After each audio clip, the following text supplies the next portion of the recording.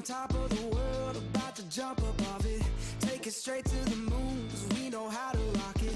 Ain't no thing you can do, ain't no way to stop it. Now you're feeling it too, let's get it started. Throw your hands in the air while the beat is dropping. Acting like you don't care when everybody's watching. Just keep whipping your hair like that, you got it. Yeah, you're feeling it too, let's get it started. I'm ready, ready. Let's get it, get it. I'm ready, ready. Are you ready, ready? Let's get it started.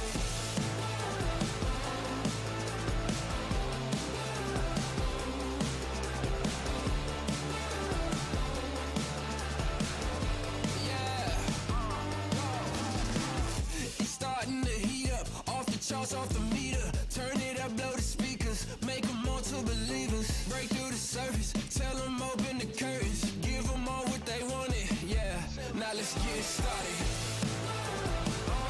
I'm ready, ready. Let's get it, get it. Yeah, I'm ready, ready. I'm ready. Are you ready, ready? I'm ready. Let's get it started. Yeah, yeah, I'm ready, ready. Let's get it, get it. I'm ready, ready. Let's go. Are you ready, ready? Let's get it started. Let's get it started. Let's get it, get it. Let's get it started. Let's get it started. Let's get it. Yeah, yeah, yeah. Give me something new. Time to break loose. Take it to another level. Now we on the move. Shout if you coming with me. Going over the limit. On your mark, keep it steady. So tell me, are you ready? I'm ready, ready. Let's get it, get it. I'm ready, ready. Are you ready, ready? Let's get it started. Good evening, ladies and gentlemen. Hope you all enjoyed your Easter break. And now we're back to coverage for about the next 5 or 6 weeks for the Northwest Racing Series. We are live, iRacing on LSRTV and on the Community Radio Network 87.5 FM. If you tuned into the doubleheader of baseball and softball, that was exciting. And now, literally, Samuel Dyer just walked in the front door like less than 3 minutes ago, cut everything on. We're ready to go iRacing, man. We're going to have fun tonight, though, Sammy D. Darlington Raceway, and welcome back. It's haven't worked with you the last couple of weeks. Yeah, we had the off week. I don't know if my microphone's working. I hope it is. If not, then okay, we're good. I was set up. I was good, and then got last second. Oh, microphone can't hear you, so I had to jump back in. But yeah, it's Easter. We had the break. I was sick the week before that, but I'm happy to be back racing and watching these guys. This is gonna be a fun night. Darlington under the lights. Oh man, it's gonna be a special one. It certainly is. Of course, Darlington Raceway, just one of those tracks that just offer excitement no matter where you are, where you go. And we've seen so many exciting moments. Of course, we've seen B.J. Tidrick win a couple of years ago. Since then, he's been on a losing drought. Could tonight be the end where he gets off the schneid and goes back to victory lane, or kind of repeats what John Audenbacher did, winning Daytona 2 years later, winning again this year? It's been so competitive. It's been so exciting. It's been so fun. Samuel, what's your take of Cup and Truck the last 5 weeks? And by the way, the Cup Series comes back after their Easter break on Monday night as well, with Justin Prince and myself right here at Darlington. But your take of the Truck so far this season? I mean, the Trucks has been a wild card. I mean, it's been anyone can win at any moment, and that's been kind of the fun thing to watch about this Truck Series on Thursday nights is we can make our predictions. We've looked at the past and we've said, okay, these are the favorite drivers to watch out for. But then, yes, those drivers are fast, but someone else comes away and stealing these wins. And I think that's the thing that I'm excited to see of how are these drivers going to react here tonight, especially in the fact that it's something completely, coming to Darlington with these trucks, especially with some of the updates that are being coming in, and with Darlington being so tough, it's anyone's race here tonight.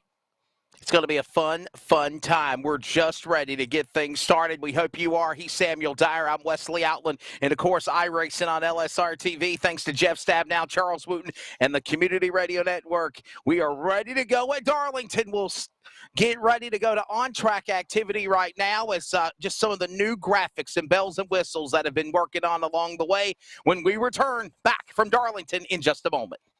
Hey, it's broadcast personality Wesley Outlet up topside at one of the great racetracks of the world, the Caraway Speedway. And I'd like to remind you to join us every Wednesday afternoon at 1 p.m. Eastern to 3 p.m. Eastern with coverage of Finish Line, where we talk to everybody from NASCAR to grassroots, like right here at Caraway Speedway. Carolina's Fox Sports Radio affiliates, iHeartRadio, and on the Community Radio Network at 87.5 FM. And remember, thanks to Live Sim Racing Productions, you can actually see the guest panel, ask their questions, get interactive with us with comments, and so much more in our chat box. Finish Line every Wednesday. Join us every week. This is our series, So many different pieces that you have to watch out for. where the stakes are always higher, $300,000. where virtual meets reality, How bad do you want it? They're wasting no time getting at it. where the best thrive and the flawless win. This is the eNASCAR Coca-Cola iRacing Series.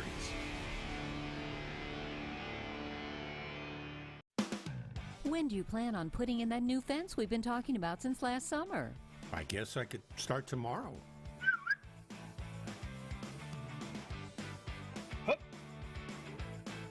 Protect the ones you love and protect your buried utilities by contacting 811 before you dig, either by phone, the web, or the NC811 app. Know what's below before you dig. Visit nc811.org to learn more.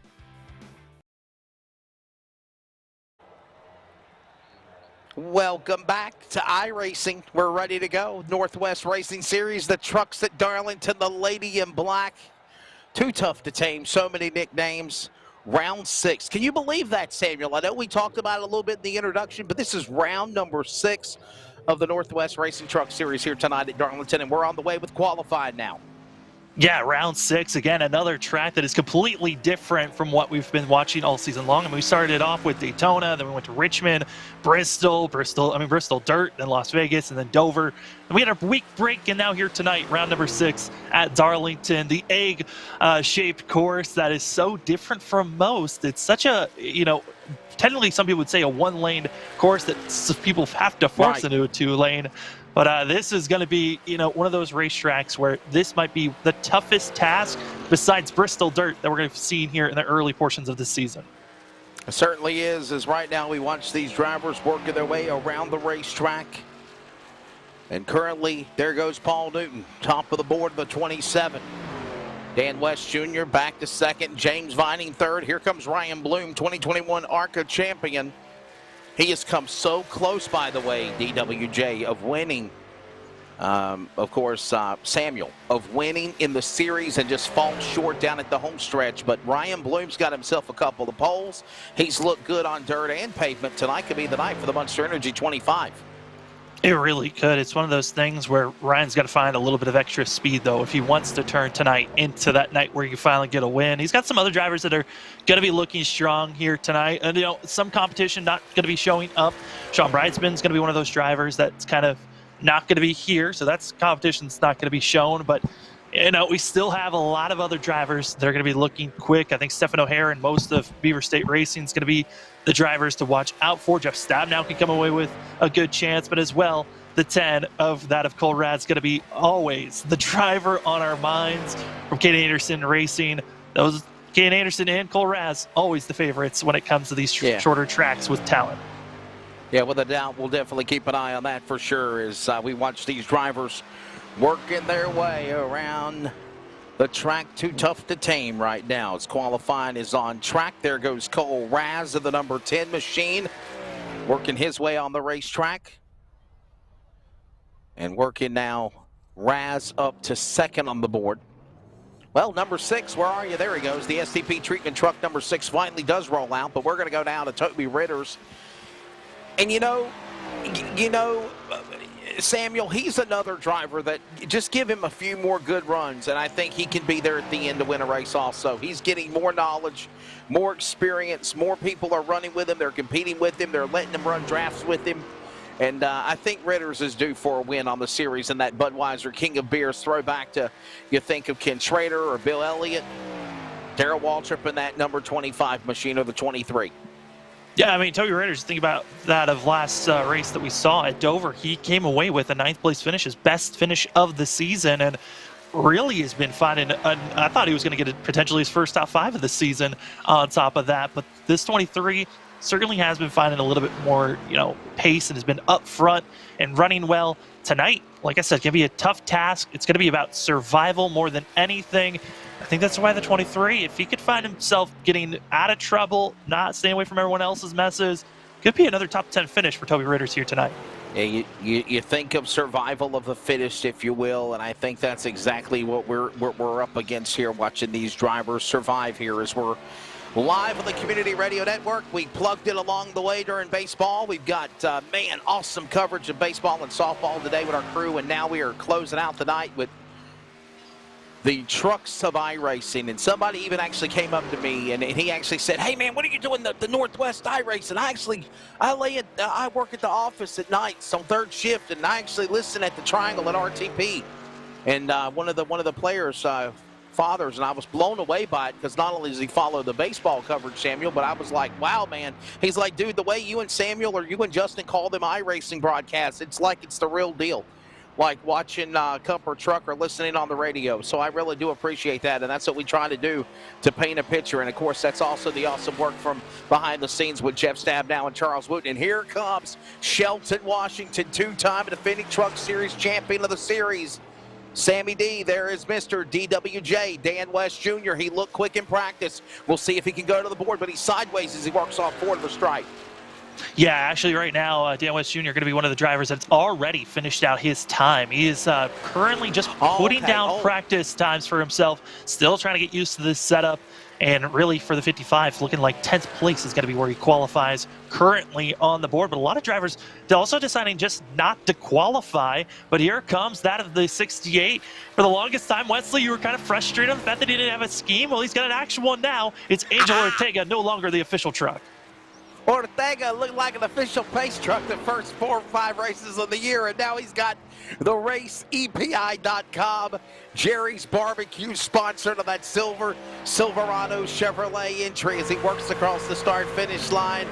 You're on board now with Angel Ortega, and look at this view from the hood, from the roof cam. Look, you see they're fighting the sunshine a little bit off that second turn, down the glare to the view of the back straightaway. But honestly, Samuel, we're going to be running under the lights when this race concludes here for 200 miles. Yeah, and you're going to see Ortega getting extremely close to that outside wall. It's where you want to get. You want to get as close as you can at the apex of the corner so you can maximize that speed out of turn 4. And for Ortega, not the best start for that first lap, but it's always that second lap that you're looking for. But like you're noting on the sun, that glare, it's going to be a big factor as, oh boy, there goes the 68 hard in the wall. And that's exactly what you don't want to see in 19th. It's going to be the best for that 68. But overall, this is going to be an interesting one, Wesley. Maybe he needs to be the official pace truck. Jeff, we can hear you guys on TeamSpeak, by the way, guys. We can hear Jeff and you. Okay, good. I was like, oh, what's going on? We heard Revit engines. We heard all sorts of stuff. Qualifying is now officially, I think, done as well. Sorry about that. Our producers were in our ear right there. And but you know what, though, Samuel, for Ortega, 19th, that's really not that bad, or 20th, not that bad for him, because usually he's normally way in the back. Truck count, though, was a little off tonight. I do want to admit that. I think we got like 27, 28 trucks. We're normally used to having a full field, and we honestly felt like, Samuel, eventually that was going to fall off again here. But these drivers, close to 30 we have, they are the best of the Pacific Northwest of virtual iRacing, ready to go out of here tonight. Yeah, I mean, also coming off of, a holiday, some drivers still also, got some real life racing going on. So they're going to be more, focused on that than on the virtual side. But I think, if anything, even with a smaller field, this could give an opportunity for these drivers to have a little bit more of clean racing. Again, tonight's race is going to be 147 laps, which means that these drivers are going to have a little bit of wiggle room to work with. But Darlington has been notoriously known for a very difficult track, as we see this, Vinny McDonald going to be hitting the track. But Darlington's been rough, especially on restarts and starts in general. Wheel spin has been a factor for these drivers to watch out for. And as well, sometimes iRacing doesn't always, sensor or collect that notification of a driver going sideways or having a wreck on the backstretch because of not being on the racing surface could be a thing for these drivers to watch out for. We could see a lot of wrecks and not a lot of yellows. Yeah, that's certainly something we'll definitely watch out for now is the 43 STP colors. You always think of Richard Petty and, of course, John Andretti, the late John Andretti in that truck at one time as well. And now we're going to see this driver of Roth here in the 43 of Vinnie McDonald, actually. Vinnie McDonald in the STP 43 working his way down the front stretch off turn 4 here at Darlington. Where is he going to end up? McDonald working into 1 and 2. Down the back straightaway, down the Bombardier back straightaway. And here he comes off turn 4 to the billboards. Back down that straightaway, coming down to the front stretch into turn 3. Up this time by to the Winston Tower. And all the while, McDonald, what lap will he put down? It's still Ryan Bloom, Dennis Moore, Cole Raz, Garber, and O'Hare, top 5. Couple of more trucks across the line. Samuel, where will he end up? McDonald. That first lap going to be bumping up to 19th. I mean, excuse me, that's going to be the second lap, going to be 19th for that 43. As Jeff Stabnow reset 24 on his final flyer lap, trying to best to move up better than 8th. Here comes Jeff Stabnow, the driver out of Billings, Montana, and I'm understanding he had no practice at all for the 24 Chevrolet. He has been wide open at work all night long, and he slaps the outside safer wall barrier in between turn number 3 and 4 and screeches to a stop at the bottom of the apron, and he's just going to settle with where he's at on 8th on the scoring pylon, which is really good, Samuel, because he hit the wall. But I would take a top 10 finish, especially with no laps of practice this week at Darlington. That's pretty good. Yeah, it's not bad at all. I mean, if you can get up in the top 10, just showing how difficult this track can be. And then this is kind of different from the Cup Series. Cup Series on Monday nights for the Northwest Cup Series, they run a fixed setup, meaning that all the drivers are running the same exact setup. They're dealing with it. Here on the truck side, it's known as an open setup night, meaning everyone's bringing in their own setups in the ways that they want the trucks to be running. Some are going to like the truck a little bit tighter. Some are going to want it extremely loose. And as we saw there, drivers are going to be dealing with a lot if you're trying to put these trucks at their edge of being too loose or too tight. So tonight's going to be a fun one to watch. You know, Samuel, normally sometimes when we go through that rhythm of being here for like 4 weeks and then we take off for a week or two, even in the broadcast booth or even on for the drivers, they're normally off. They're off their game. Not the case here tonight, man. It seems like these guys have been at the whip, rip-roared, ready to get going again, just like me and you are ready to go again, Samuel. It's like we never been off for 2 weeks or 3 weeks for you because you was on vacation. I came back. I mean, I was there for a little bit, but yeah, it was a time to get away for a bit and come back. And especially, this is going to be one of those races. This is a reset. You know, we had the Easter break for the truck side of things. Now we're back to it, and this is going to be the one race that is completely different from the next 4 that we're going into. Next 4. All cookie cutter, mile-and-a-half courses that we're going to. So get a little bit of a flavor here tonight as we'll go back to traditional oval racing for these next couple of weeks. Yeah, got to be fun. And we're, without any further ado, ready to send these guys down the front straightaway with the trucks, the Northwest Truck Series. This is the Northwest Racing Series, iRacing on LSRTV and on the Community Radio Network. The field is beginning to grid. The sun is beginning to set. And we are set to give you the starting lineup here tonight for this event here as these drivers are ready to go at it here at the virtual Darlington Raceway. Starting lineup on the pole, Ryan Bloom in the number 25 fast qualifier. Dennis Moore in the 44. Row 2 will find Cole Raz along with Casey Garber. Stephen O'Hare and Dean Moore, 41 and 33. Row 3. Row 4, Brian Reynolds and Jeff Stabnow. Row 4. Row 5, Chris White in the 6th and Paul Newton in the number 27. We'll move on to halfway through the field, Samuel, and then it goes on to row number 6 with Dan West Jr. and James Vining, the Catman, the 333, along with the 11 of Frank Harrison, Toby Ritters, row 7 and 23, the top 14. 15th going to be that of Carl Burke with Dan Lowther going to be in that 16th position. 17th is going to be that of Cameron Iverson, as well as having John Ottenbacher, Daytona winner, going to be in 18th place with that of Troy Daggett in 19th. Vinny McDonald going to be in 20th with Ron Hunter in 21st. Angel Ortega going to be in 22nd. 23rd goes to Aaron Cooper with Ray Fortner going to be in 24th. Scott Hutchinson's going to be in 25th. 26th goes to that of Tyler Kim, with that of going to be seeing that of Chris Kamari going to be in 27th, with that of Dana Rogers going to be finishing out our 28 trucks expected to be running here tonight at that of Darlington. And the starting lineup for tonight's race at Darlington for round number 6 of the Northwest Racing Series Trucks is presented by Racing I-26 or 126 Racing. Yeah, Team 126 Racing. See, I was talking about how good we were all ready to go back to the whip, and I said Team 126 Racing and forgot team, but it is a Team 126 Racing starting lineup here. So, field to get a one preliminary lap before they take green. Well, I tell you what, should be a good race. Should be a good race tonight, Samuel. Your take as the field is getting ready for the sunset. Should be an exciting 200 miles here tonight at Darlington. That it is. Again, Darlington, egg-shaped course. Turns 1 and 2 going to be the much longer and a little bit of slightly wider that of a side of the course. Then turns 3 and 4 going to be much narrower, harder to make passes in that part of the section. But the big thing for these drivers to watch out for, it's happened in the Cups last season and in the Trucks last season. This start could be something to watch out for. What type of wheel spin are these trucks going to have with their gear setup? And Wesley, it's Dennis Moore doesn't want me to remind him, but he was one of the drivers that found some wheel spin last season. He's got to hope that he's cleaned that up going down to this start. We'll have to keep on that. We'll keep an eye on that. By the way, this is going to be 200.80 miles. 200.80 miles, which is, this track is just over a mile in distance on this egg-shaped Darlington Raceway. It's 147 laps for 200 miles. Strap in. The field is set. Hope you had a great Easter. Green in the air. We're back to it again.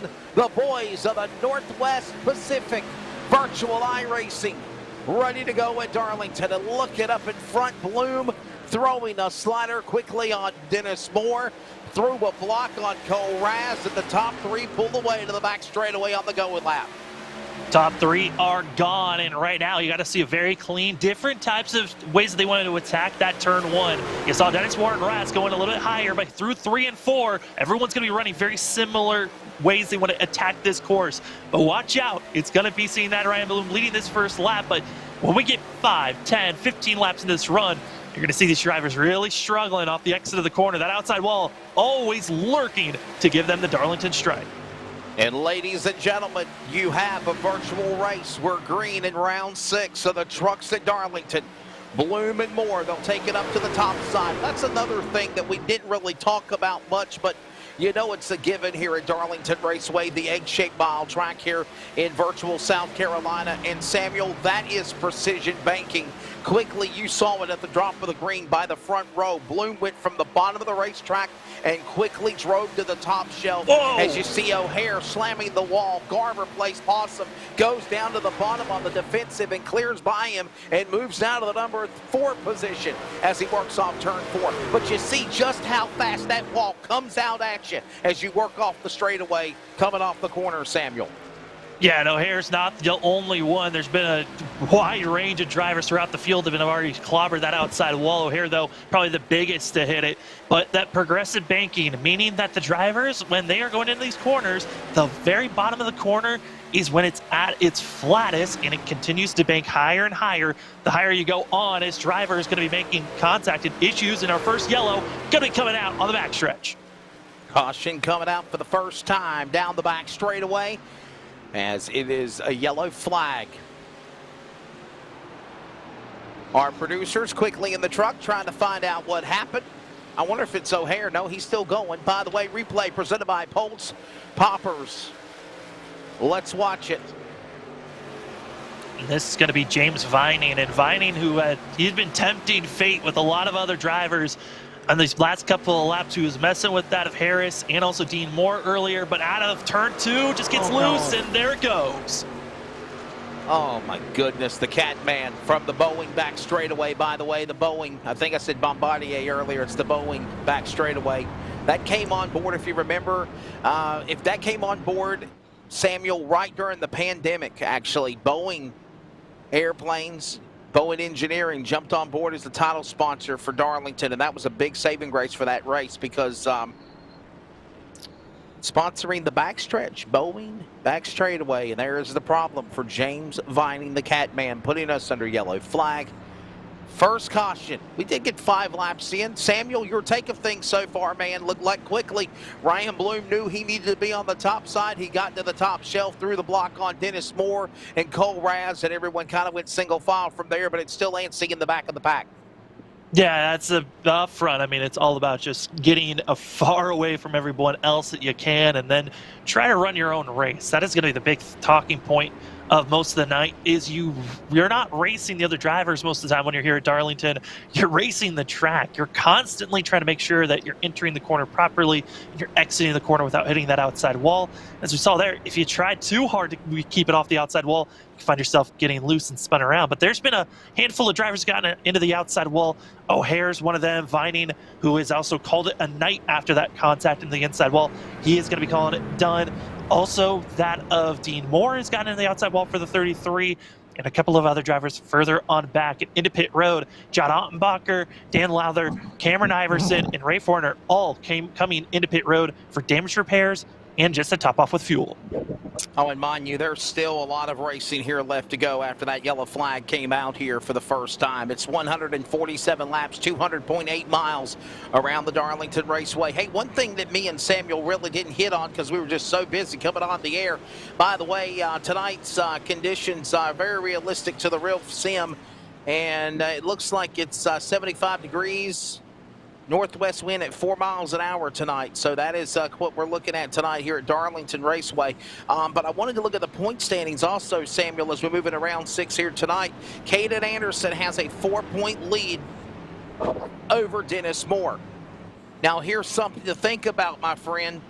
Caden Anderson is not here. Dennis Moore in second. If he has a good points in place and position like he is right now, as the lights are off on the pace car, they get ready to come back to the Geico restart zone, we might see a new points leader. Yeah, I mean, already, with the amount of drivers that are here, going to be making that swap, seeing a new person's going to be up front leading the points as we go green. Green flag back of the air here at the Darlington Raceway. Field on the restart zone, settling back to turn 1. 2 truck links back as they settle into the corner. It's Bloom. He'll go to the top side. Raz will follow. Moore also. Garber and O'Hare, where he hit the wall earlier. Now the caution coming out again as they roar to the back straightaway. Caution out for the second time, Sammy. And it's going to be a big one further back in the field and entry of that of turn 1 for these drivers. And this is the one thing with Darlington is it can do what short tracks usually can, as much as cautions, breeding cautions, and Darlington. I mean, the goal is to get everyone spread out, and we had that opportunity there in the first 5 laps before our first yellow came out. But now everyone's going to be clustered up. Everyone's going to be antsy on trying to gain every position possible, and now we bring out our second caution of the night. Yeah, well, understanding there was a big pile up, and that's all we know right now. Well, I know we might not have the replay on our system, but I went back. Cameron Iverson going to be the driver that is going to be bringing out this yellow for the 65. Okay. There was a lot of drivers that were getting clogged up with really wheel spin in the early portions, like I noted on in the middle of the field, having their issues on trying to get themselves rolling. And now I believe we're going to have our replay here of what happened. Charles was the watch man. out, Charles was the man. It's going a little barrel roll there, Wesley. Oh my goodness, I believe I can fly. I think you said Iverson, and he wasn't thinking basketball, Samuel. He was running down the 65 truck, and he found him. And then he's like, oh my goodness, this is actually worth showing. It was one of those things of, drivers just all getting jam-packed with one another, and Cameron Iverson, an innocent victim. But this also gives it now another chance for some of those drivers that came into pit road during our first yellow to come back in, get more repairs, And those drivers coming into pit road with this second caution coming out, it's going to be Troy Daggett, Scott Hutchinson, Frank Harris, that of Daniel Rogers, and as well that of Cameron Iverson, all coming into pit road. And here's something to remember. There is still a lot of racing left to go here tonight. Our production chair sounds like what mine used to be. I've got a new chair, by the way, Samuel, during Easter. My girlfriend got me a new chair for Easter, believe it or not. It was a gift. She said, and I quote, "I got tired of hearing the squeaky chair on the air either." I think it was more so you just didn't want to lose, the other two wheels that you had on your chair that were left. You know what? Somehow, some way, those wheels are still standing. Okay, smart Alec. That's a backup chair. And that's a backup chair just in case. And I do have a backup brick where I can mount it up under there to keep it from squeaking if need be. And I've got a can of WD-40. That's the key. That is the key to make sure that you do not get squeaky.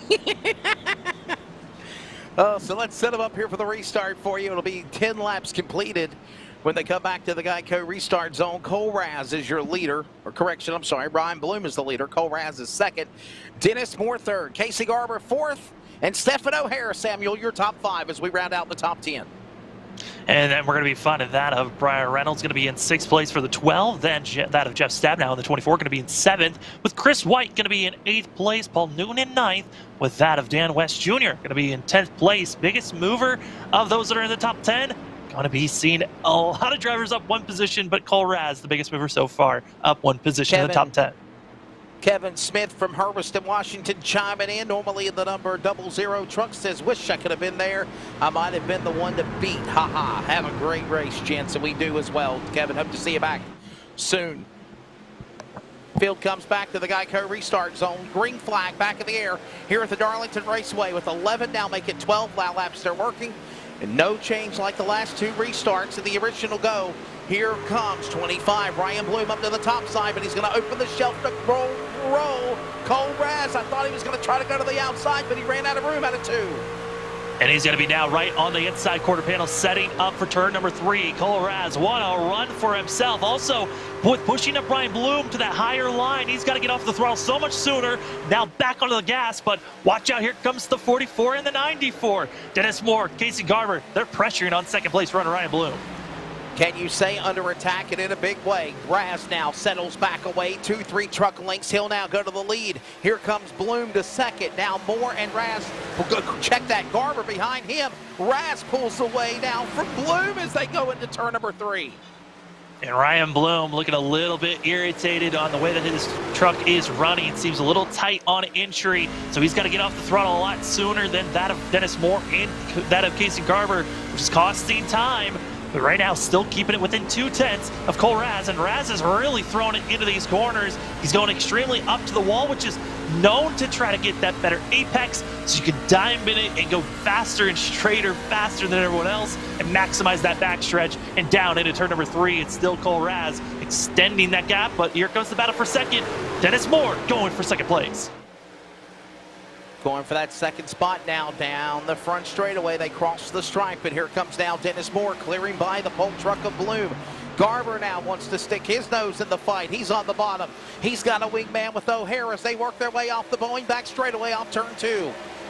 Right now, seeing the majority of the field currently right now, I would say our top 10 all in line. Our top 10 all within a 1.5 seconds of one another.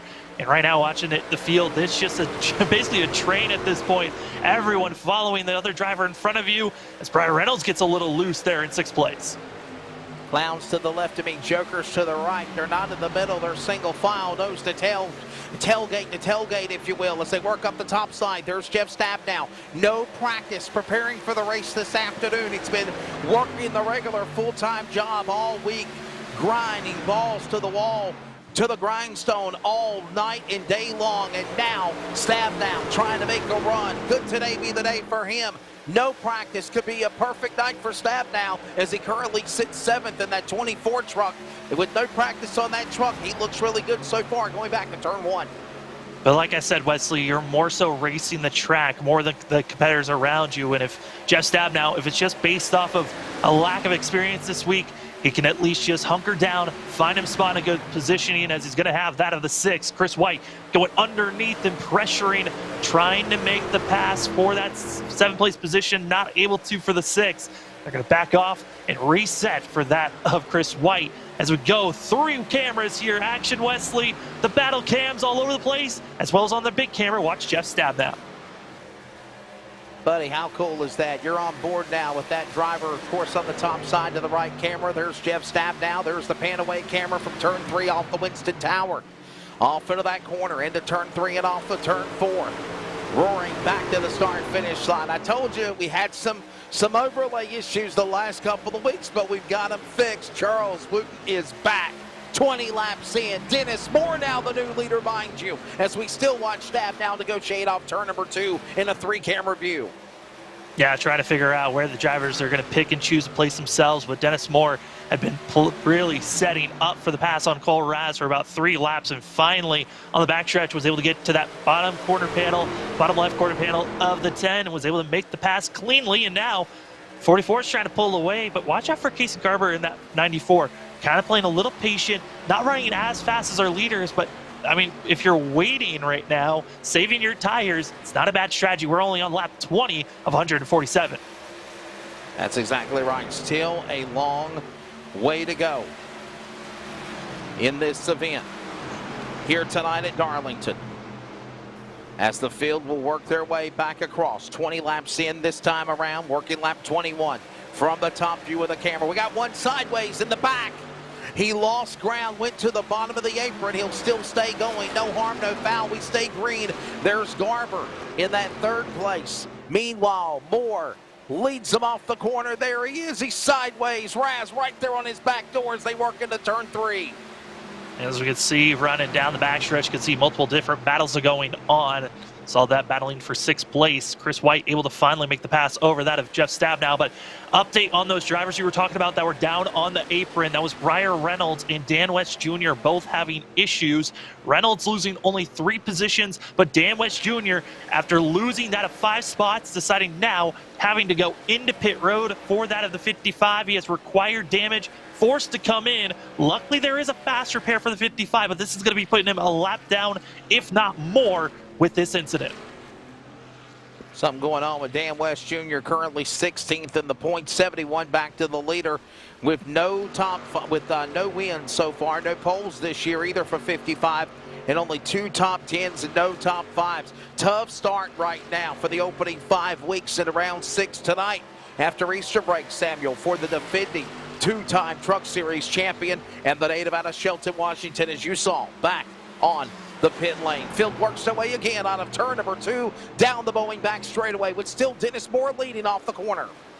Dennis Moore, Cole Raz, they've been doing well. They're now starting to pull away. The gap between 2nd and 3rd going to be over a 2nd as our front 2 continue to just pull away. And at this point, 24 laps going to be starting lap 25 of this race so far.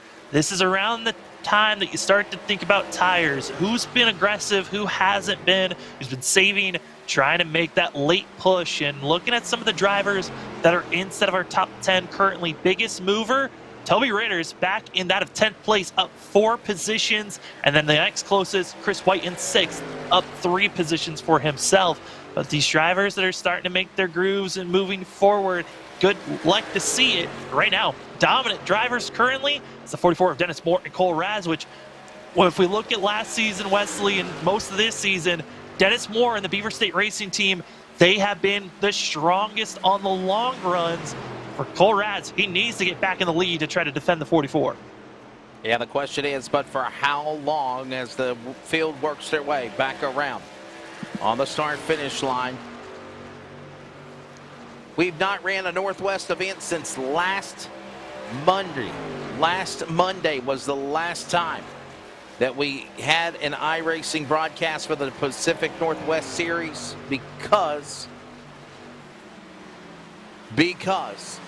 of the holiday break. People celebrating spring break. We got to look at a replay here of something happening.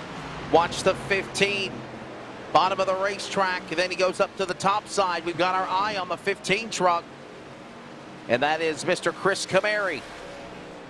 And look at this, Kamari Bonsai sideways, slams the inside, safer wall barrier, down the Boeing back straightaway. Look out, Dan West Jr., and he missed him just in time. No caution. Samuel, explain why, because he is below the racing groove. Yeah, so with the racing line and being on the racing surface here at Darlington, it is very narrow on the backstretch. There's a lot of wiggle room on if you spin out and wreck, going down and slamming the wall, going into the inside wall. You have to really sling yourself, basically be about 2 to 3 car lengths off the outside wall. That is where the racing surface is. And when we saw the wreck from James Vining, it really launched him when he hit the inside wall, pushed him back out onto the racing surface. As we're watching the pass for third place, Ryan Bloom getting by that of Casey Garber, but right there for that of Kamari wasn't pushed out far enough for it to be on the racing surface. So we're going to stay green as Kamari uses his fast repair and going to be getting back on the racing surface, but 3 laps down, almost 4 laps down when he gets back out on track. And again, the laps wind on here, 30 laps in. For those that are tuned in on the radio, we'll pause for 10 seconds of network ID. For those that are watching iRacing on LSRTV, it rolls on from Darlington. Cole Raz down to the inside. Moore up on the outside. He is about to put him in the fence almost. Give him some room as they come to the straightaway side by side. That's for the lead going to turn 1, and Raz got it on the bottom. Little bit of a drag race, but the harder that they've been running, it's given the opportunity. Ryan Bloom, Casey Garber, they're now in the mix. They were once 1 second back. Now our top 4, all within a half a second of one another. And it's going to be that of Cole Raz leading the way. Dennis Moore in second. Ryan Bloom in third. Casey Garber's going to be in that 4th position. And we continue to race on. But Wesley, all within a half a second, just waiting for one mistake. One of these drivers could capitalize on it, or if Cole Raz is the one who makes the mistake, he could collect all 4 of these drivers together.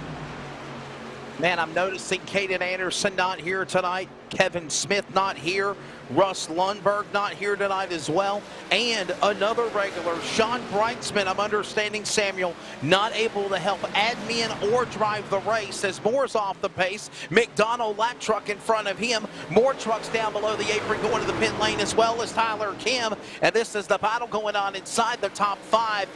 Those had some things to keep them sidelined, especially for Sean Brightsman, the man out of Phoenix, Arizona, or out of Puyallup, Washington, now from Tucson, Arizona. Samuel got caught up in an accident where traffic was backed up down the interstate in a standstill for hours, and that's why Sean Brightsman not able to be here tonight. It's unusual not seeing the 46 as well as the 126, the 00 right now here at Darlington.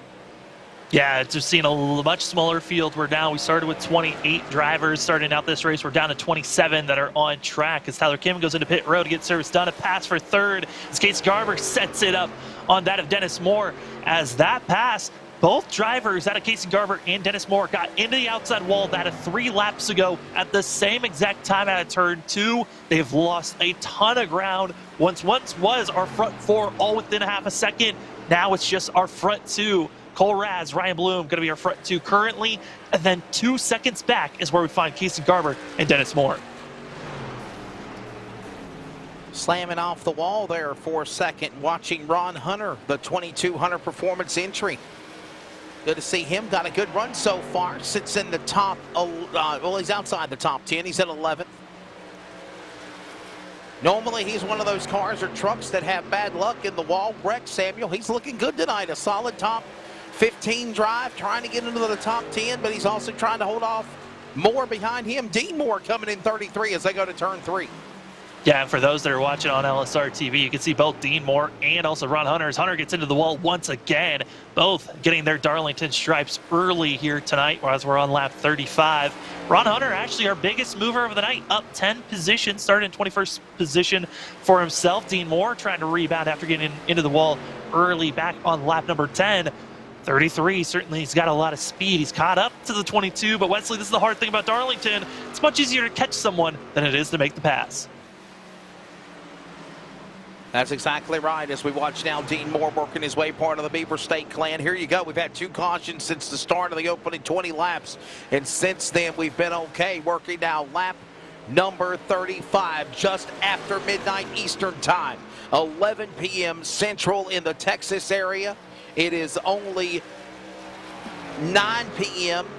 or excuse me, yes, 10 p.m. Mountain Time, and it is right now 9 p.m. Pacific where Samuel Dyer is, and a lot of the drivers are from the Northwest as Ritters and Stabnow go at it off the corner there, Samuel, off 4.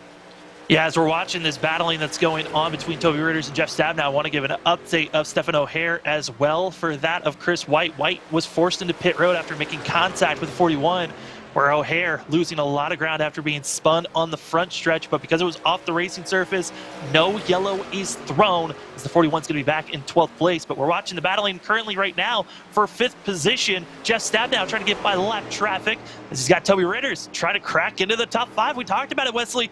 Toby Ritters, all he needed to really do is focus on was keep the truck out of trouble, and look at him now, that 23 looking pristine compared to the other trucks that he's been around. How do you like me now, picking them up and putting them down and doing a phenomenal job here at Darlington Raceway. Working down 38 of 147 laps in this 200.8 mile distance affair for round number 6. Samuel Dyer, I'm Wesley Outland here with you. This is iRacing on LSRTV. Those that are listening on the Community Radio Network in the triangle of Raleigh, North Carolina on 87.5 FM, and we are CRN.com worldwide. Look at down the 6. Watch him. This is White's truck. Chris White used to be in 83. Green STP entry. Looking trouble, and I think we got a caution, Samuel. Yeah, so this is the replay that I was talking about between the issue between that of Chris White and also O'Hare. O'Hare gets into the wall and makes an incident here, but this is not what brought out the yellow. This was an incident about 10 laps ago. As you see contact, O'Hare gets spun around. Chris White then has issues later on, but it's going to be our leader. That is Cole Raz, who's going to be the driver, I believe, that's going to be bringing out this yellow.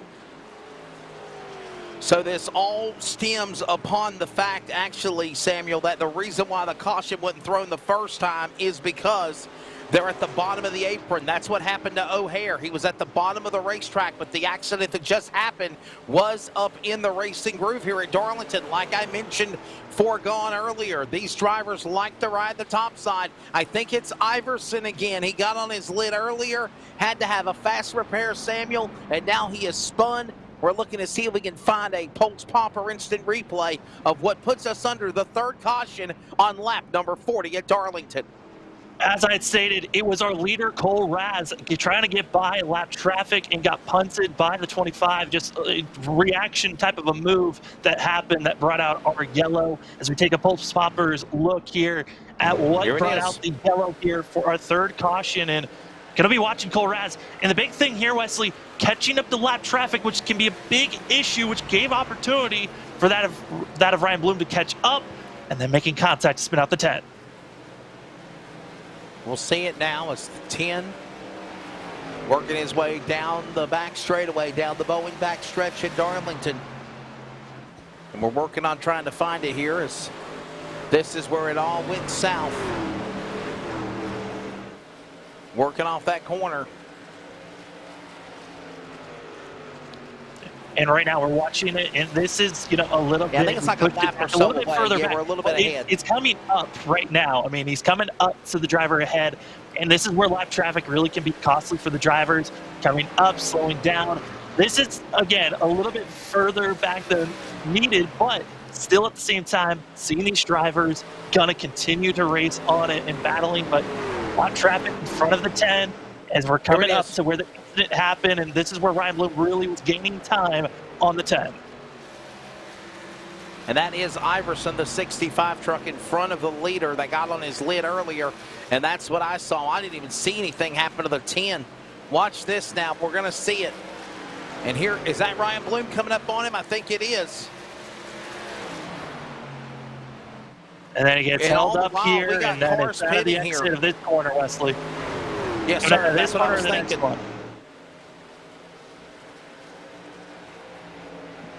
This is down the front straightaway, trying to get past now Dana Rogers.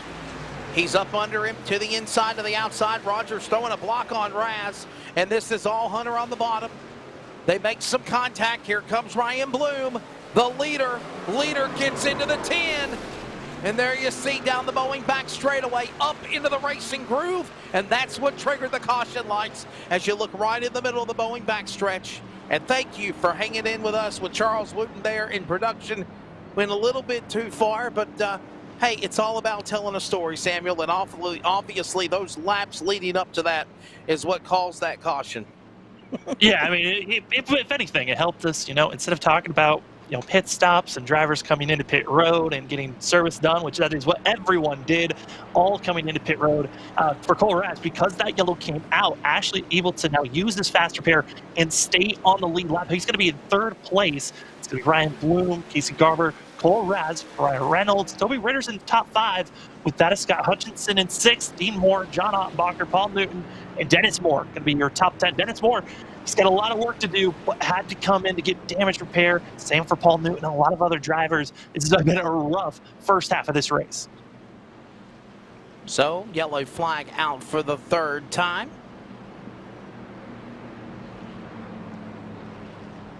Bloom and Garber. Raz, Ritters, Reynolds, top 5. Single file, ready to come back they're side by side. Lights are off for the pace truck. We're coming back for green.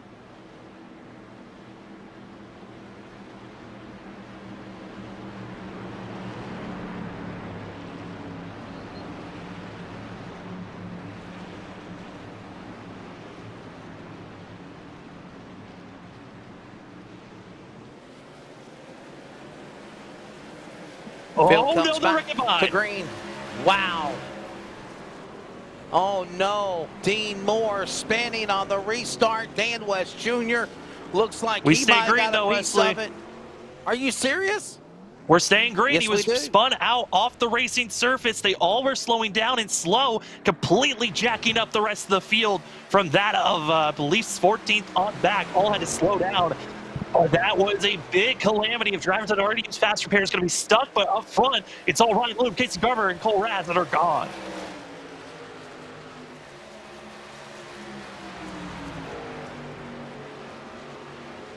Field works their way back off the corner. Out of turn number 2 to the back straightaway. Now they come back to the Boeing backstretch. Here comes now the battle for the lead. Bloom, pole truck outside, Garber inside 94, looking for the lead. He'll clear him as he goes to the Jack Daniels entry off turn 4. Side by side, give him room. Ran out of room there.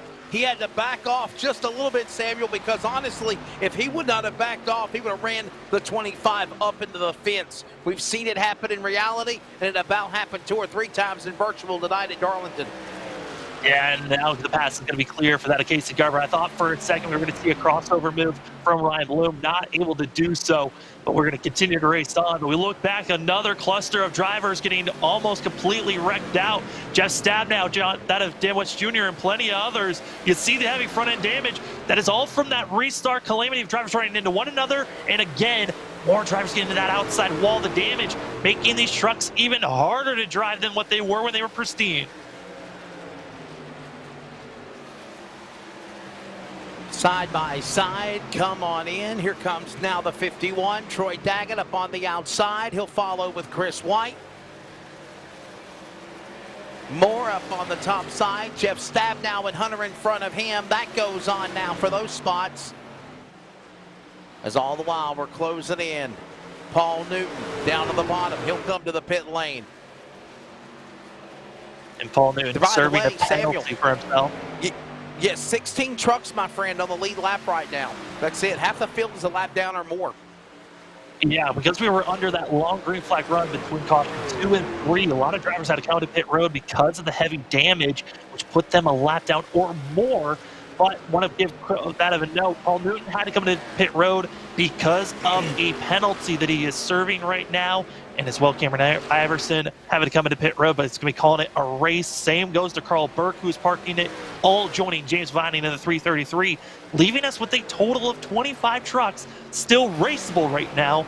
But Newton's going to be doing a drive-through penalty, which is going to be hurting that 27, going to be putting him a lap down as we continue to stay green. Lap 50 is now on. 50 laps of 147, just at 100 laps to go. Less than 100 laps to go, actually, because lap 48 was going to be 100. So we're now like at 98 laps remaining. We're not at halfway yet either. You do the math, 147. The laps total for the race, 200.8 miles. 73. Lap 73 will be the official halfway of the race. That's coming up in about another 25 laps or so. Less than 25 laps to go is what I was meaning to say. Samuel is right now the leader's worked away back off the Bowling straightaway, but still they're the man out in front. Garber, 94. There's Cole Raz back in the game again in the number 10, back to third. Yeah, and right now a lot of spacing is going on between our front runners. It's going to be a second, almost a second between first and second, a second between second and third, and a little bit of Toby Ritter sneaking in, trying to catch up to that of Cole Raz. But so we're watching right now on screen, it's going to be the 12 of Brian Reynolds, who's been having a pretty solid run for himself, trying to catch up to our biggest mover so far. That of the 91, it's Scott Hutchinson, and Hutchinson going with the strategy of keeping the truck out of sorts and out of mind, but he's going to be ducking it low out of the way, and I think too much damage potentially for the 91. Doesn't feel comfortable continuing to race on. Needs to get those repairs and comes into pit road. There goes the 91 on the pit lane. Scott Hutchinson, his Ford into the pits. He falls back. Now 14 trucks on the lead lap, maybe less, as Garber is the leader. Green flag pit stops underway. McCormick, Farmall, Cub, Tractor 91 on the pit lane. Samuel, he's taking on 4 tires and fuel. Yeah, coming in, getting service done for that of the 91. Again, looked like it was damage of some sort or just not feeling comfortable with the truck and had to come back into pit road to get service done as we're watching the battle for second now. Ryan Bloom going to be under pressure from that of Cole Raz, and noted on the fact that Dana Rogers was the driver that got in between of the 25 and the 10. Well, Dana Rogers going to be passed by both these drivers of lap traffic. Heavy issues right now, which is now gifted that of Ryan Bloom and Cole Raz an opportunity. They're catching up to 94 in lap traffic. Has been the big factor here tonight, Wesley, and it continues to hold off those front runners as Dennis Moore now going to go a lap down in 13th. Yep, going a lap down. There you see Ryan Bloom in front of him. He's running down some more trucks as Ray Fournier. The next truck to go a lap down or more as Ryan Bloom is in second. Right there in front of him is the leader of Garber. Here is Raz after his issue with contact with Ryan Bloom.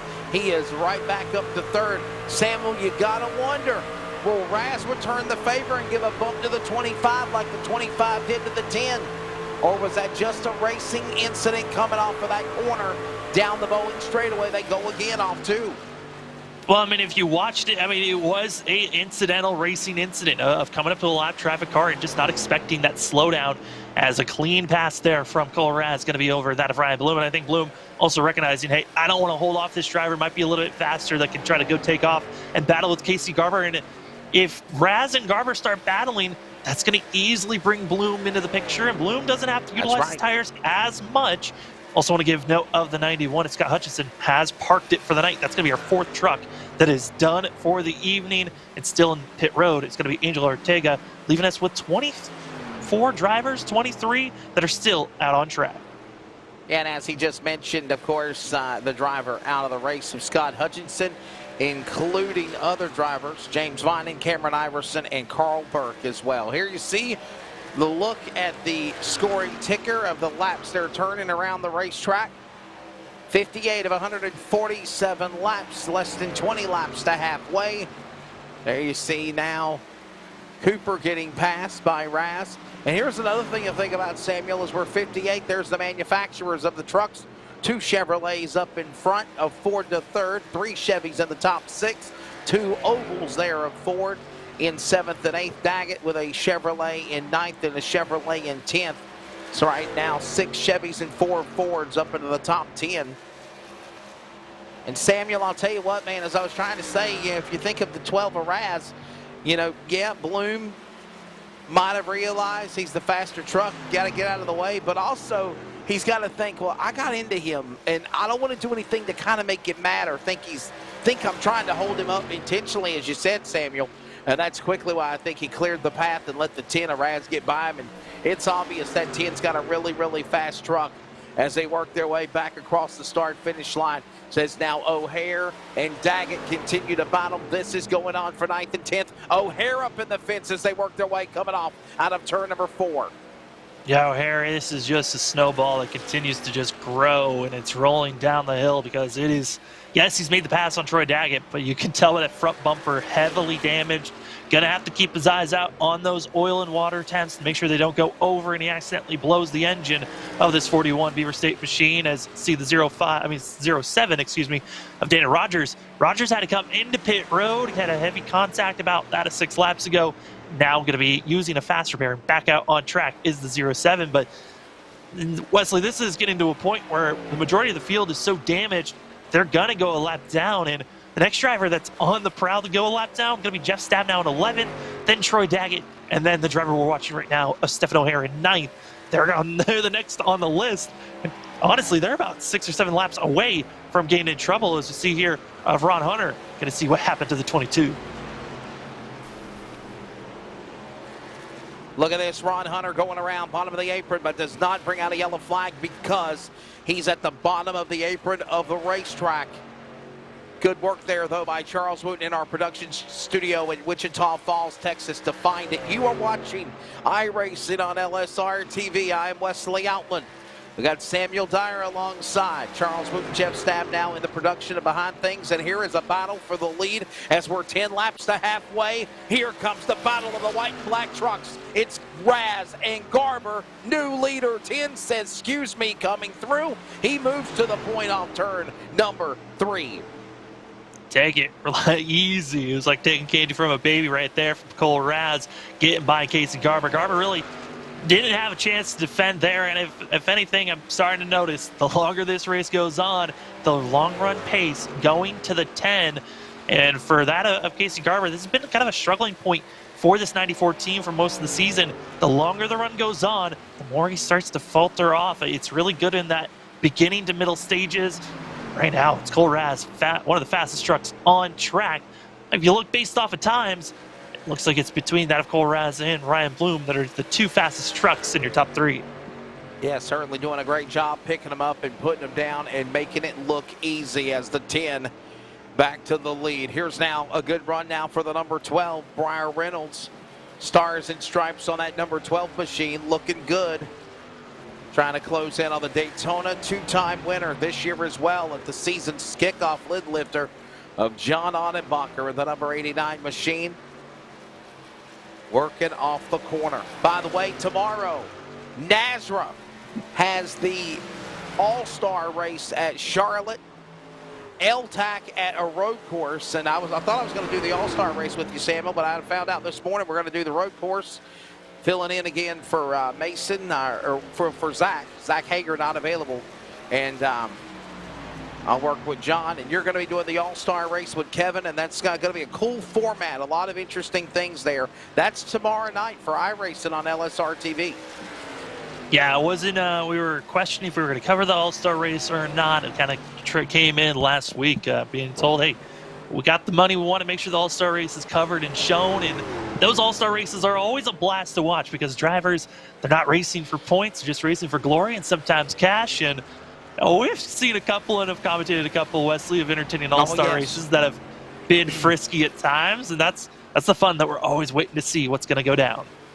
Yeah, you know, the thing about the All-Star races is they're just so unique because you really don't know what you're going to see. You don't know what type of format it'll be. Of course, it's a different format than what it usually is regularly during the year. You'll see stages. You'll see crazy, if you will, formats and changes and opportunities for somebody to get a chance to win. And it just makes it really, really unique. So we're looking forward to that. Nazra All-Star race, Charlotte. We got some trucks coming to the pit lane. Jeff Stab, is that Stabnow, I think, coming in? Yes, it is. That is Stabnow. Billings, Montana, 24 into the pit lane as we're about 5 laps away from halfway, Samuel. Yeah, Jeff Stabnow going to be coming in, getting tires and fuel, and as well going to be taken off. Thought maybe it is coming for utilizing a fast repair is the 24, and I'm looking at most of the field. About half the field has used a fast repair, other half hasn't. And Cole Raz, our leader, actually one of those drivers that's used the fast repair. And as we're watching the battling currently right now, John Ottenbacher, Brian Reynolds, it's going to be Ottenbacher for now, going to be in 5th place, leading over the 12. But I mean, for the 12 of Brian Reynolds, he's going to want either a yellow or something to happen so he can utilize that fast repair and get back up to full song. Coming up in just a few moments when they take the cross flags, Samuel and I will give you the live sim racing mid-race report. As right now, it is lap 70 of this second half of the race about to go down. We've only had 4 caution flags so far stop this event. And now Annenbacher up the top side. Here comes Stab down, back to the bottom. He'll clear him for that spot as they work their way with now Brian Reynolds playing loosey-goosey as they work off the Boeing backstretch to turn 3. Yeah, and it's picking and choosing of how you want to really attack these corners that we're seeing. It's John Annenbacher being a lot more of just letting that car flow on the outside and trying to stay as close to that outside wall as possible, while that of Brian Reynolds is diving it down low onto the entry of the corners, trying to do what we call a diamond corner. You dive it down low so you can go up in the middle of the corner, call it apex. You could dive back down to the straightaway. You have a longer straightaway, actually, if you do that, because you can really get that truck centered and pointing down the straightaway faster. You could get up to speed and you try to get these massive launches, but at times, you also can get into the wall a lot faster if your brakes and tires are not warmed up and properly at the right grip level to try to attempt these moves. Fail to work their way halfway, coming around the start-finish line with Annenbacher now. What a good run for him, sitting in the top 5. And when they work their way, they'll come to the cross flags this time by. You're not going to miss a lap of the action as we get you set. As soon as we get set for the live sim racing mid-race report, welcome back to our coverage inside here as you watch Annenbacher now sitting in the top 5. Cross flags are out. We're halfway through this race. And we welcome you inside our broadcast position. I'm Wesley Outlet up top side. Samuel Dyer back down below. Samuel, your first half of the race analysis here right now. A couple of caution flags. It's been a fairly clean race for that rate. And I think it's just going to get more exciting for the second 100 miles coming up. Your take of it? Yeah, we've had 3 total of yellows coming out, but there's been a lot more carnage than just those 3 yellows. There's been a lot of wrecks that could have brought up a lot more yellows, where we could have had potentially, I would say, 8 to 9 cautions by now with the amount of cars and carnage that we've seen. The majority of the field, though, on our most recent restart, that of about 30 laps ago, saw the drivers running into one another after wheel spin. That has been costly for over half the field, finding ourselves with just 9 drivers on the lead lap currently. Cole Raz leading, and Raz has just been keeping up that pace. And if anything, he's just getting faster and faster. Everyone else has dropped off like a brick, and for Raz, he's been keeping up this pace. Bonsai move as Toby Ritter's making their move around Stab now, and Tyler Kim, the lap truck on the side of the monitor. And I'll tell you something else I've watched also, Samuel, is we should have maybe 6, 7, 8 caution flags.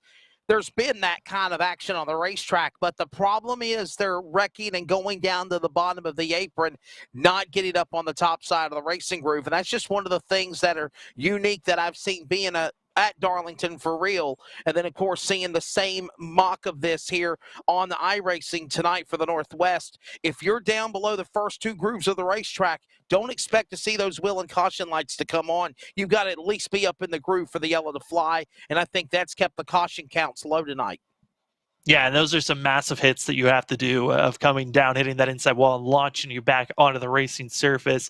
And right now we've only seen just 3 of those wrecks that have been able to do that. And, looking at this field right now, with the pace that we're seeing, Wesley, I wouldn't be surprised if we stay green from this point on. There is still a pit stop that we're waiting on for all these drivers to do, at least for the drivers that are on the lead lap, 1 pit stop for themselves. A couple of other drivers with damage-wise, they might pit a couple of times, but right now, I wouldn't be surprised if we see only our top 4 to top 3 on the lead lap if we stay green from this point on. They do it every week in the Cup Series. Who's your one to watch down the stretch, Samuel? And we'll go back to on-track activity.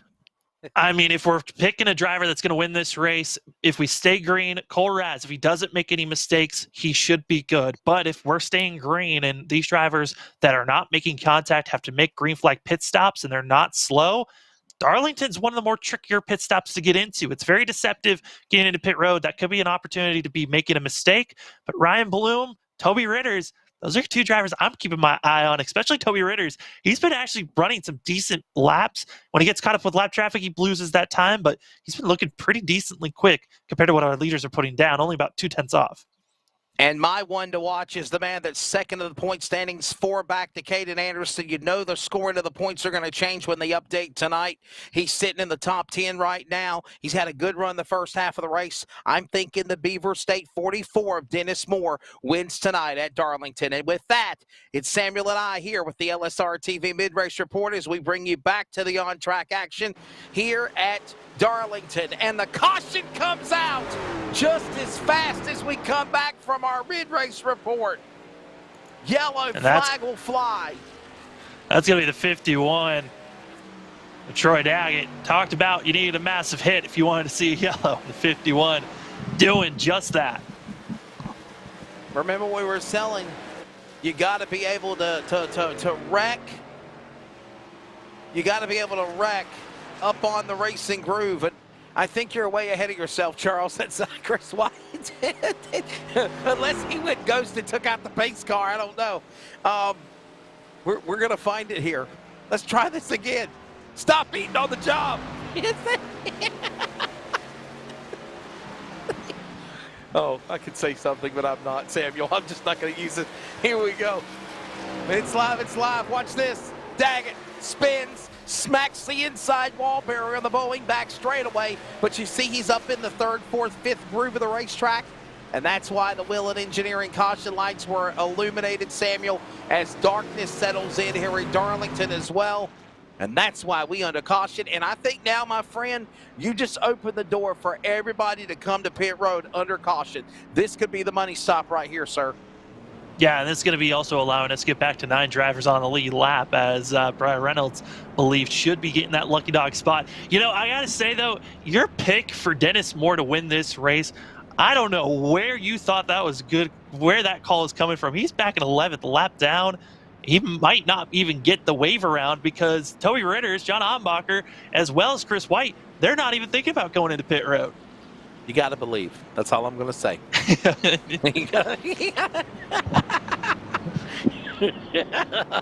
Bah humbug, Charles. 4th caution of the race. We're under yellow flag, 82 of 147 laps. We've had limited commercial interruption, but since we're under yellow, we'll take one now. For those that are joining us on the radio, we'll be back on the Community Radio Network, 87.5 FM in the Triangle of North Carolina. And for those that are watching, this is iRacing on LSR TV from Darlington. Hey, it's broadcast personality Wesley Outlet up topside at one of the great racetracks of the world, the Caraway Speedway. And I'd like to remind you to join us every Wednesday afternoon at 1 p.m. Eastern to 3 p.m. Eastern with coverage of Finish Line, where we talk to everybody from NASCAR to grassroots, like right here at Caraway Speedway. Carolina's Fox Sports Radio affiliates, iHeartRadio, and on the Community Radio Network at 87.5 FM. And remember, thanks to Live Sim Racing Productions, you can actually see the guest panel. Ask their questions. Get interactive with us with comments and so much more in our chat box. Finish Line every Wednesday. Join us every week. This is our series, So many different pieces that you have to watch out for. where the stakes are always higher, $300,000. where virtual meets reality, How bad do you want it? They're wasting no time getting at it. where the best thrive and the flawless win. This is the eNASCAR Coca-Cola iRacing Series.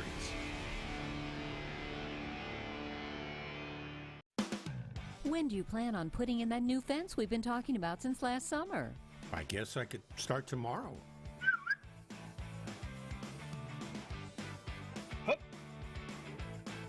Protect the ones you love and protect your buried utilities by contacting 811 before you dig, either by phone, the web, or the NC 811 app. Know what's below before you dig. Visit nc811.org to learn more.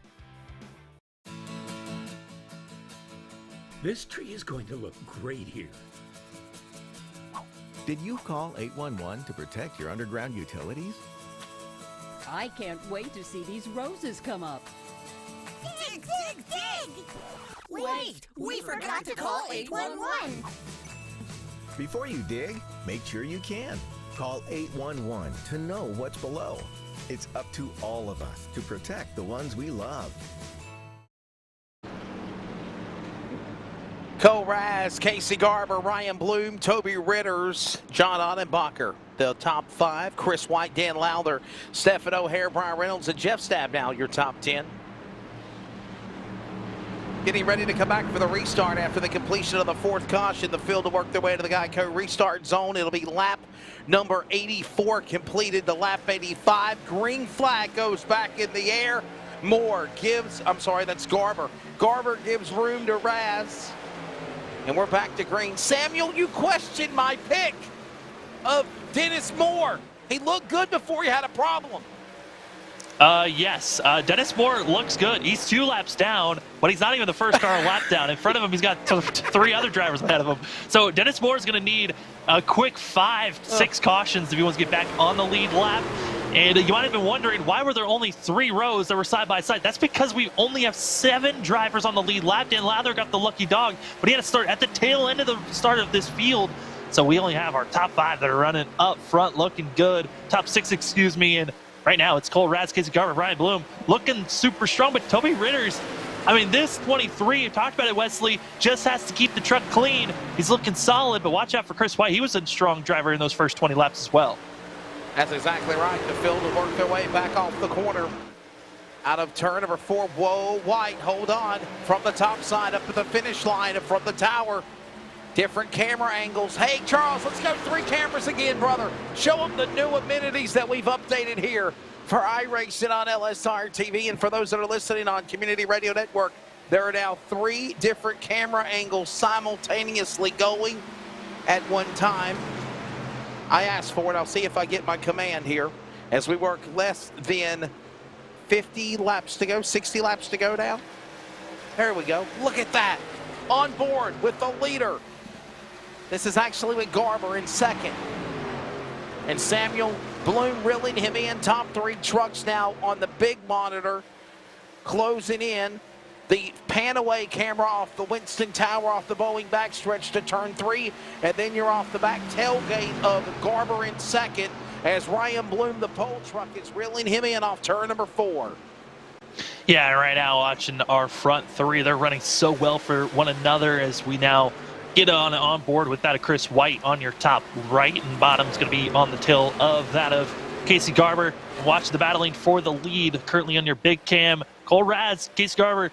Right now, Garber's just setting it up, that 10, trying to figure out how to make this pass. And right now for Garber, he needs to make this pass in these first 3 laps when those tires are at its freshest, and he can try to be aggressive here on Cole Raz. Otherwise, you're going to see that 10 start to pull away here when we get around that of lap 95 to lap 100, because that's right when we start to see that 10 machine really start to hit its mark. Yeah, just over 60 laps to go, by the way. They're closing in on lap 90 this time by. So look at the conga line, works their way up off the top shelf where Grandma hides the cookies from Grandpa, especially some Easter eggs left over from the holiday as well, dropped off by the bunny. They settle into that 3rd turn. Raz up on the outside. Here comes Garber. Bloom, White up in the battle again. Look who's back in the top 5 along with the big dog. Clifford, Big Red, Toby Ritters. He's in the top 5 in the 3.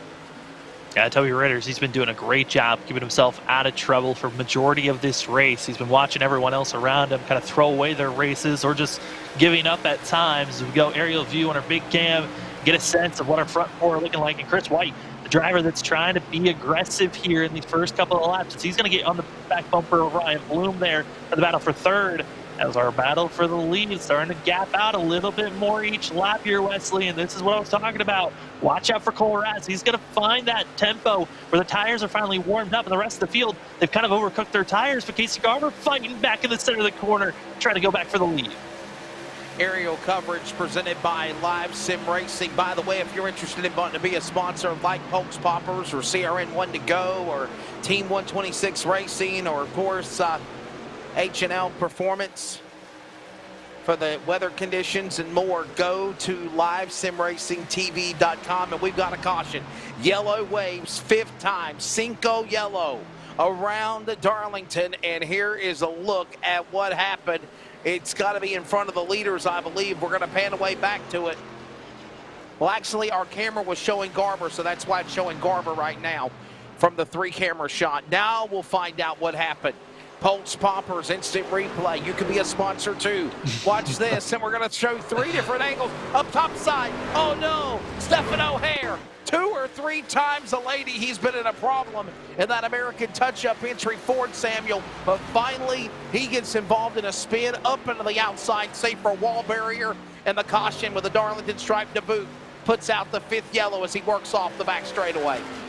Yeah, I mean, we were watching a 7 O'Hare. I mean, one of the drivers that qualified in 5th for this race was up front, battling, looking strong, but it's been getting into the outside wall over and over, and this go-around just gets loose in the center of the corner, gets it tapped around, but here's the finishing blow. You're going to see that at Tyler Kim just come in and contact, and that's going to be the worst of it, as well as going to be seeing that of Kamari get in the outside wall for the 15. That's going to be Kamari's day for himself. O'Hare had to tow into pit road. Tyler Kim also had to take a tow to pit road. Kim had already used a fast repair. That could be a race-ending incident for the number 30. But for O'Hare, had a fast repair before taking the tow. So the 41 might not be done with this race, but it's going to be multiple laps down. Chris Kamari also involved in it. So, Charles, I don't know if we go back on the replay again, but can we go on board with the 30 of Tyler Kim, who's currently in 18th? He's pitting right now after hitting the machine of the driver that just put us under yellow flag of Stephen O'Hare. But I wonder if we can go on board in an extended Pulse Popper instant replay, Samuel, and just show you what kind of impact that looked like when he got T-boned into that truck. Nowhere to go. There's Kamari in front of him. Look at this. Oh, my goodness. Listen. Yeah, I mean, the big thing there, in that of Kim's mind, right, he saw a driver stuck in his lane just parked there, thought we was going to see Stephen O'Hare continue to stay parked and not move. But O'Hare starts moving while Kim had already made the indication that he was going to dive down, try to get underneath the 41. And just like that, that is how Tyler Kim in the 30s race is going to come to a conclusion. Has required damage. It's finally gotten into pit road and now going to be getting those repairs done. But that could be taking up to 20 to 30 minutes of repair time. And it'll be a long one as we're under our 5th caution of the night. A lot of drivers that were a lap down, though, coming into pit road. Brian Reynolds, Dan West Jr., Dennis Moore, Paul Newton, that of Aaron Cooper, all coming in. McDonald, Rogers, as well as Foreigner, going to be coming in to get repairs done of any sorts, as well. Driver that's on the lead lap coming into pit road. A little bit of a shocker. Jeff Stabnow coming into pit road. Hey, want to send a shout-out to Robert Moyer Jr. from Freaky Fast Broadcasting. Of course, somebody you work with, Samuel, a lot on iRacing broadcasts. I've done some races with him over the last couple of years as well. Robert Moyer tuning into the coverage as right now we're closing in on a century grind. While we're under yellow flag, some trucks are pitting. Let's give you your full-field rundown as it stands as we'll reset the lineup for you here.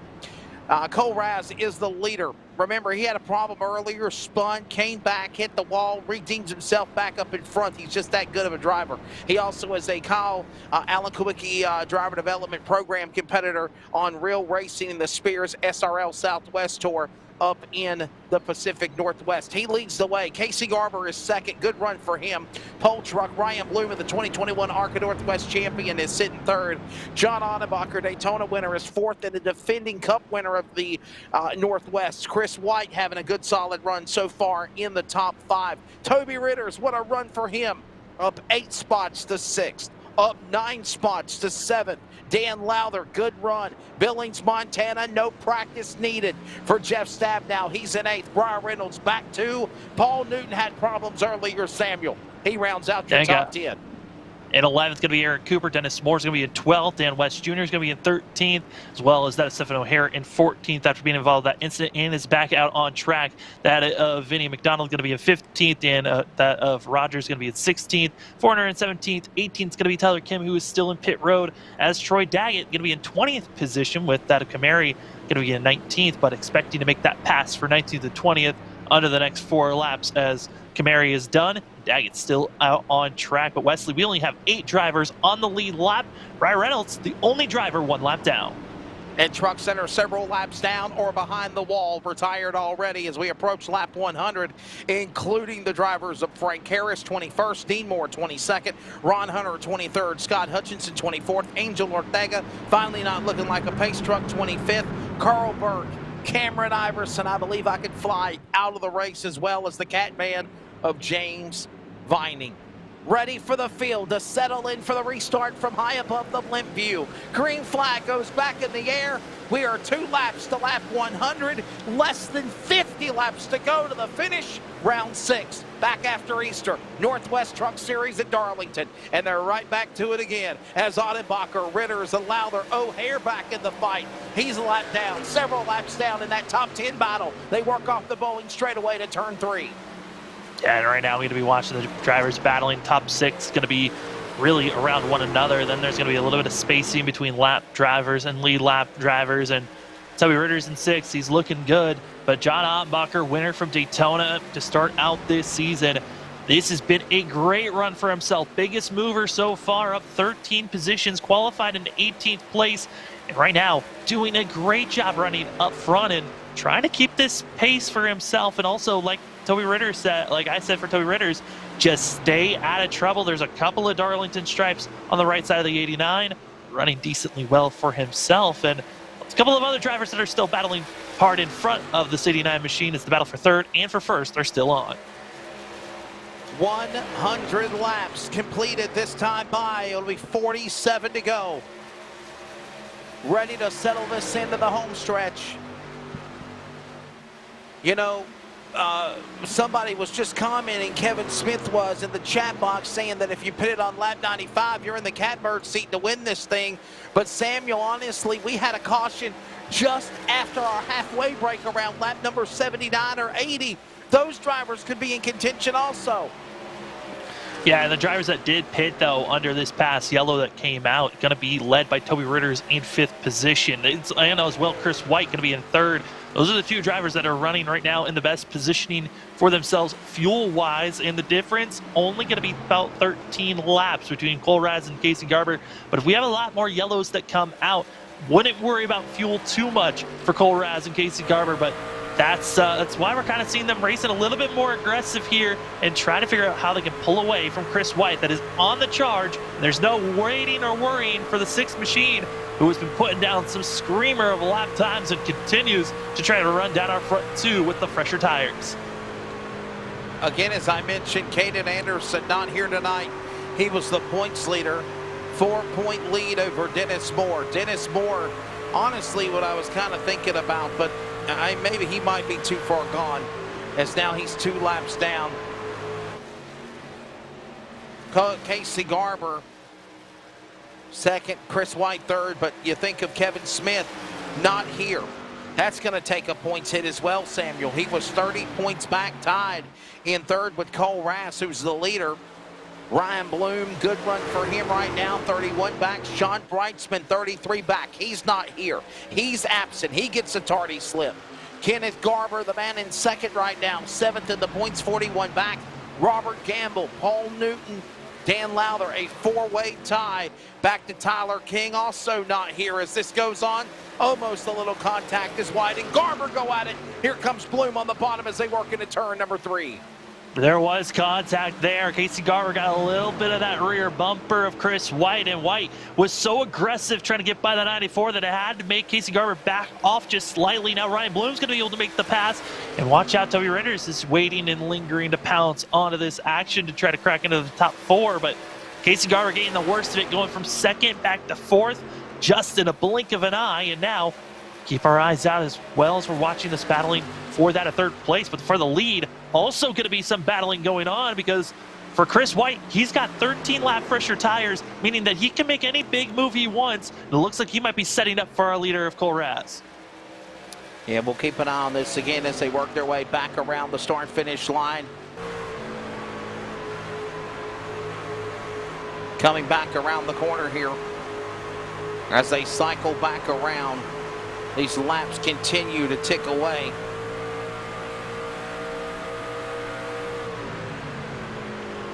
The leader and a whole pack behind him working off of the egg-shaped track off turn number 4. And there's almost, honestly, Samuel, I'm looking at the track map cam, if you will, thanks to our coverage from SDK and timing and scoring. You have got almost the entire 3/4 of the racetrack in use around Darlington as we do approach close to 40 laps to go this time by. Best run there from Chris White out of the corner of turn 2 and diving it down low into turns 3. Able to easily make the pass over that of Cole Raz. Now it was about 4 laps of just setting up. And yeah, I mean, this field has been absolutely trying to spread out from one another, but the battle for the lead not over yet as Cole Raz right on the back bumper trying to push White to go a little bit too aggressive. And he might have a little bit of a brush to that outside wall, but the 6 keeps the momentum out of turn 2. Just over under an hour remaining, 52 minutes on the clock, 39 laps to go this time, Bob, and they come to the start and finish line as here comes the leaders working. There's Chris White, the man out in front. So here's the story for the STP oil treatment number 6. He wildly won the championship, Samuel.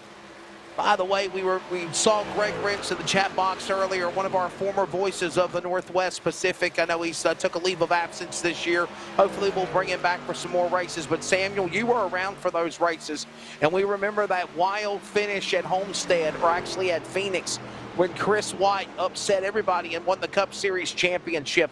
This is when he was in the 83 car. Now he's moved to a number 6. And right now, this is the best run he's had all season long as we approach under 45 laps to go, or under 40 laps to go, and he is the man up in front right now. Yeah, that Las Vegas race that we got to see for the Cup finale, where Lake Peterson and Sean Breisman wiped each other out with 40 laps to go and gifted a championship to Chris White in the Cup Series. Chris White now trying to figure out how do we translate that Cup luck over here to the trucks, and the timing of the yellow coming into pit road, utilizing his 3rd set of 4 that were in pit road. This is looking great for the 6 machine, and as we continue to watch up front, do want to give note, it happened about that of 10 laps ago. Brian Bloom got into the outside wall, was up battling in our top 4. He's now fallen back to 6th and is under pressure to fall back to 7th. You got into that outside wall, and that damage seems to be hurting the 25 a little bit more than I was expecting. But I mean, this is kind of what Darlington gives you, the unknown of what damages are truly going to hurt these trucks. Samuel, we have Chris White, the man out in front. Tonight, he made his 225th start. Of course, he has 13 wins and 13 poles, 110 top 5s, 163 top 10s. Average finish of at least 8, so he's always in the top 10. And his most recent win came in a Cup car, Samuel. Listen to this. September 20th, 2021 at Indianapolis as we got problems. Wow. Hold on there. But Samuel, he ain't won since Indianapolis. If you remember, it was, of course, being consistent in the points playoff chase to be there at the end, to be the champion, and that's what he did. Yeah, I mean, that was the reason why he was placed in such a good spot there, and that is honestly how you win championships, especially with the way that, you know, the playoffs are, of breaking it down.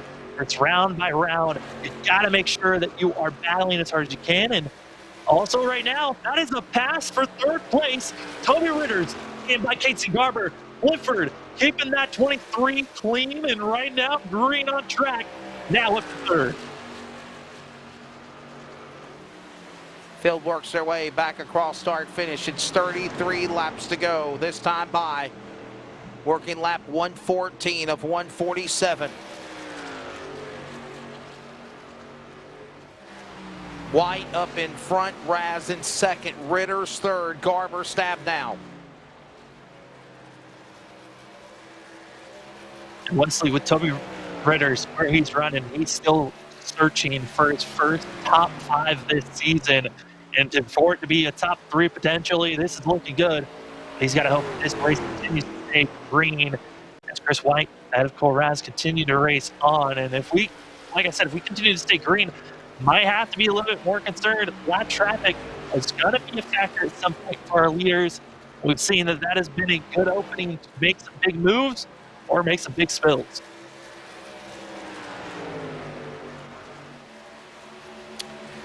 Working their way Back around into turn number 3 between 3 and 4.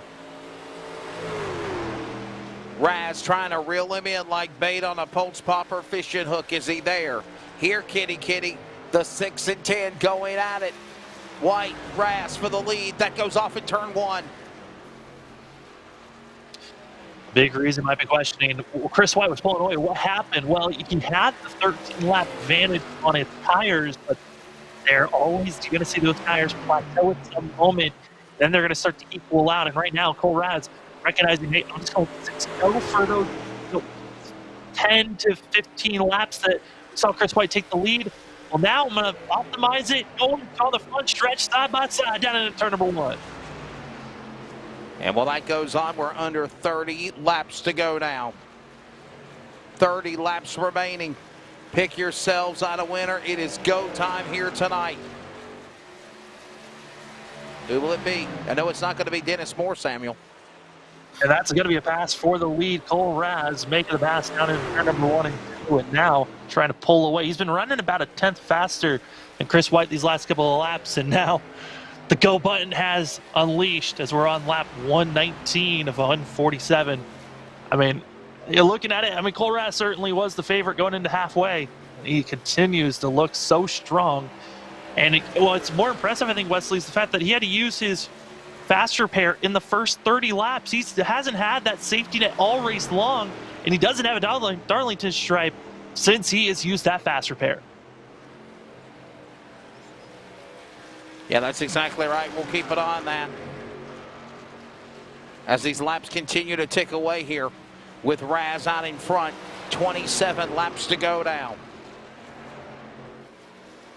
And the laps just continue to tick away. Dan Lowther getting by Audenbacher, by the way, for that 7th position. 5, 6 cautions stopping this race. And Samuel, we're not done yet. I do have a feeling, my friend, somehow, some way, we're probably going to have a late race caution.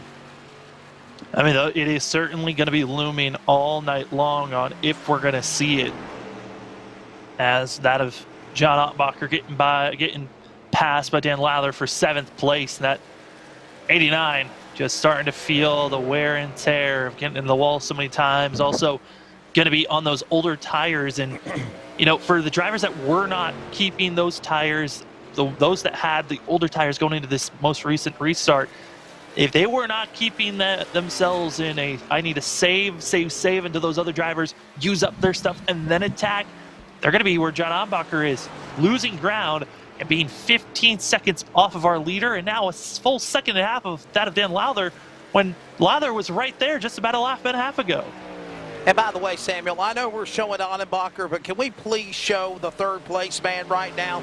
Give Toby Ritter some love in that number 23 Budweiser truck. He is running a, can I use the word, flawless race, Samuel. He has done everything he needs to do. He's hit his marks every weekend, every race. He just seems to get better and better and better while that goes on. He's in 3rd, battle for the lead. He's right within the cat's whisker of Raz and White, 1.5 seconds back.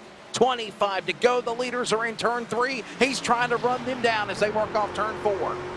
I'm calling it now. If Ritters has any issue, you are the reason why he got cursed. As we're watching the battling for the lead, Cole Raz, he was giving up time, but I think he might have been playing games here with Chris White as they were catching up to lap traffic. The 10, making a little bit of a bobble, but then gets right back into it. Was 2/10 faster that last lap, and right now, Chris White, the big thing for this 6, he's a lot faster through the center of the corner off, but that's if he has a good entry in the corner. And if he makes any type of bobble and mistake, he's giving up time to that of the 10 of Cole Raz, and Raz just gets a little bit more aggressive into the center of the corner there for 3 and 4, and boom, there he is gone. And a half a second gap has grown, coming to 23 laps to go. Getting ready to settle for a wild one.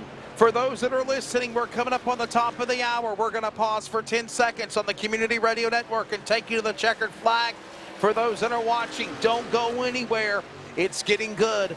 And this is iRacing on LSRTV. Raz is still the leader. It is White in 2nd. And Samuel, just like that, 23 to go. Do not count out that driver, of course, of Garber. and Stabnow in the top 5 along with Ritters. Anybody could win this thing. There could be a caution and it'll turn things over on its lid in a heartbeat.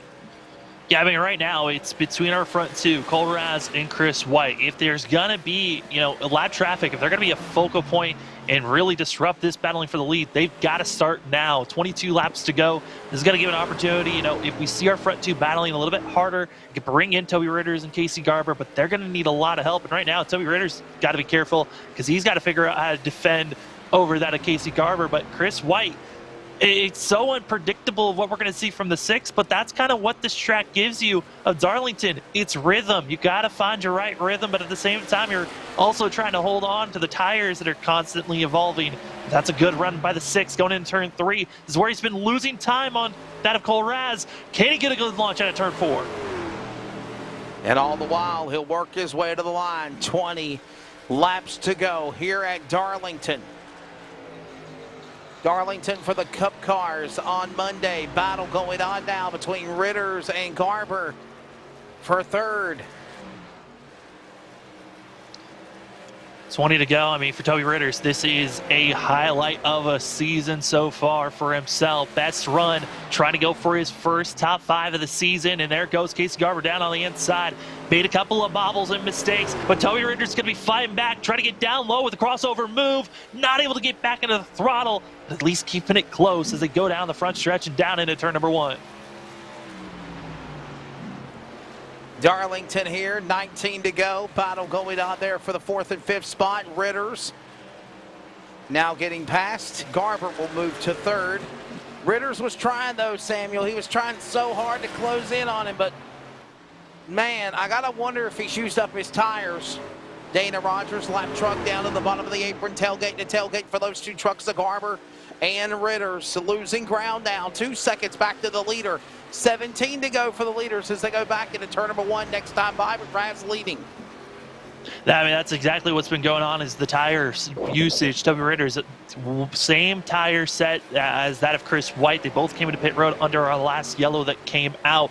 And when they used that set, they had a 13-lap advantage, and they were able to really utilize that advantage. And Casey Garber and Cole Raz both on the older tires, and looking at the times on that last lap, the advantage, fastest truck on track is that of Cole Raz by a mile. I mean, he's faster than everyone else by about 2 tenths. But Casey Garber, he's been lingering back, trying to save his tires for these final about 20 to 15 laps to really start attacking. That's what the 94 is doing right now after making the pass here on Clifford in the 23. But Toby Ritters, this is where he started to fall off. He did it in our last race at Dover, where he was running well, and he was looking like he was going to potentially get a top 5 finish, and then those tires just fell off. And right now, he's got a good opportunity. He's got a good gap between that himself and Jeff Stabnow. Just stay calm, save this truck, make it to the end. He can get himself his first top 5 of the season. But for Casey Garber, only a 1.5 seconds back that last lap. Still about a 10th faster than our leader of Cole Raz, and also 300ths faster than that of Chris White, and White's making mistakes. Casey Garber's coming. That 94's with some speed while the 6 is falling off. Yeah, you got to work hard for sure. As Chris White bouncing off the wall, it looked like just for a moment down the front straightaway. 15 to go, and Garber now closing in on Chris White for 2nd. This battle might give an opportunity for Ritters to try to reel them back in, and he slipped. White bottom of the apron. Open the door. Garber goes through. Move him to 2nd up on the outside. Something happened to the 6. He had to have slipped and lost handling there, Samuel. I talked about tires with Toby Ritters, just overusing them. Same thing for the 6. He thought he had an opportunity to really pressure and go after Cole Raz, but with coming to lap 23 to lap 20, he used those tires so much to try to get back to the back bumper of the 10 that he has overcooked them. They're toasted, and now Chris White is going to be under pressure of losing a top 3 finish here. But Casey Garber running in 2nd place, going to be 1.2 seconds back, running about still a full 10th faster than that of Cole Raz. And looking at the time that's being put down, Cole Raz, all he needs to do, run the same exact lap times as the 94, and he's got the win here at Darlington. 13 laps to go. We've seen 6 caution flags halt this race so far tonight. We're working now lap number 134 of 147 of this 200.8 mile distance event. And you know, it's like what Samuel said. We're moving into our stretch now where we're going to move to intermediate speedways, which includes next week. Obviously, the Cup cars will be at Darlington next Monday, back again after their Easter break. We then moved in to next Thursday night, Kentucky, for another 200-miler event. Then we go to Atlanta for the trucks on May the 5th. May the 12th, we're at Charlotte Motor Speedway on the 1.5 miles. Another 1.5 miles at Texas. And Samuel, this is what we were saying before Memorial Day, taking the break along with Texas. Kentucky, Atlanta, Charlotte, Texas, all 1.5 mile racetracks as they come to the line, and the laps wind down with 10 to go. Next time by, buddy. Now coming to 10 to go, and I was looking at the stats of our top 4. All where they're running right now would be their best finish of the season. Wow. Cole Raz's awesome. best finish was that in second, and for that, Casey Garber, he's looking for his best finish.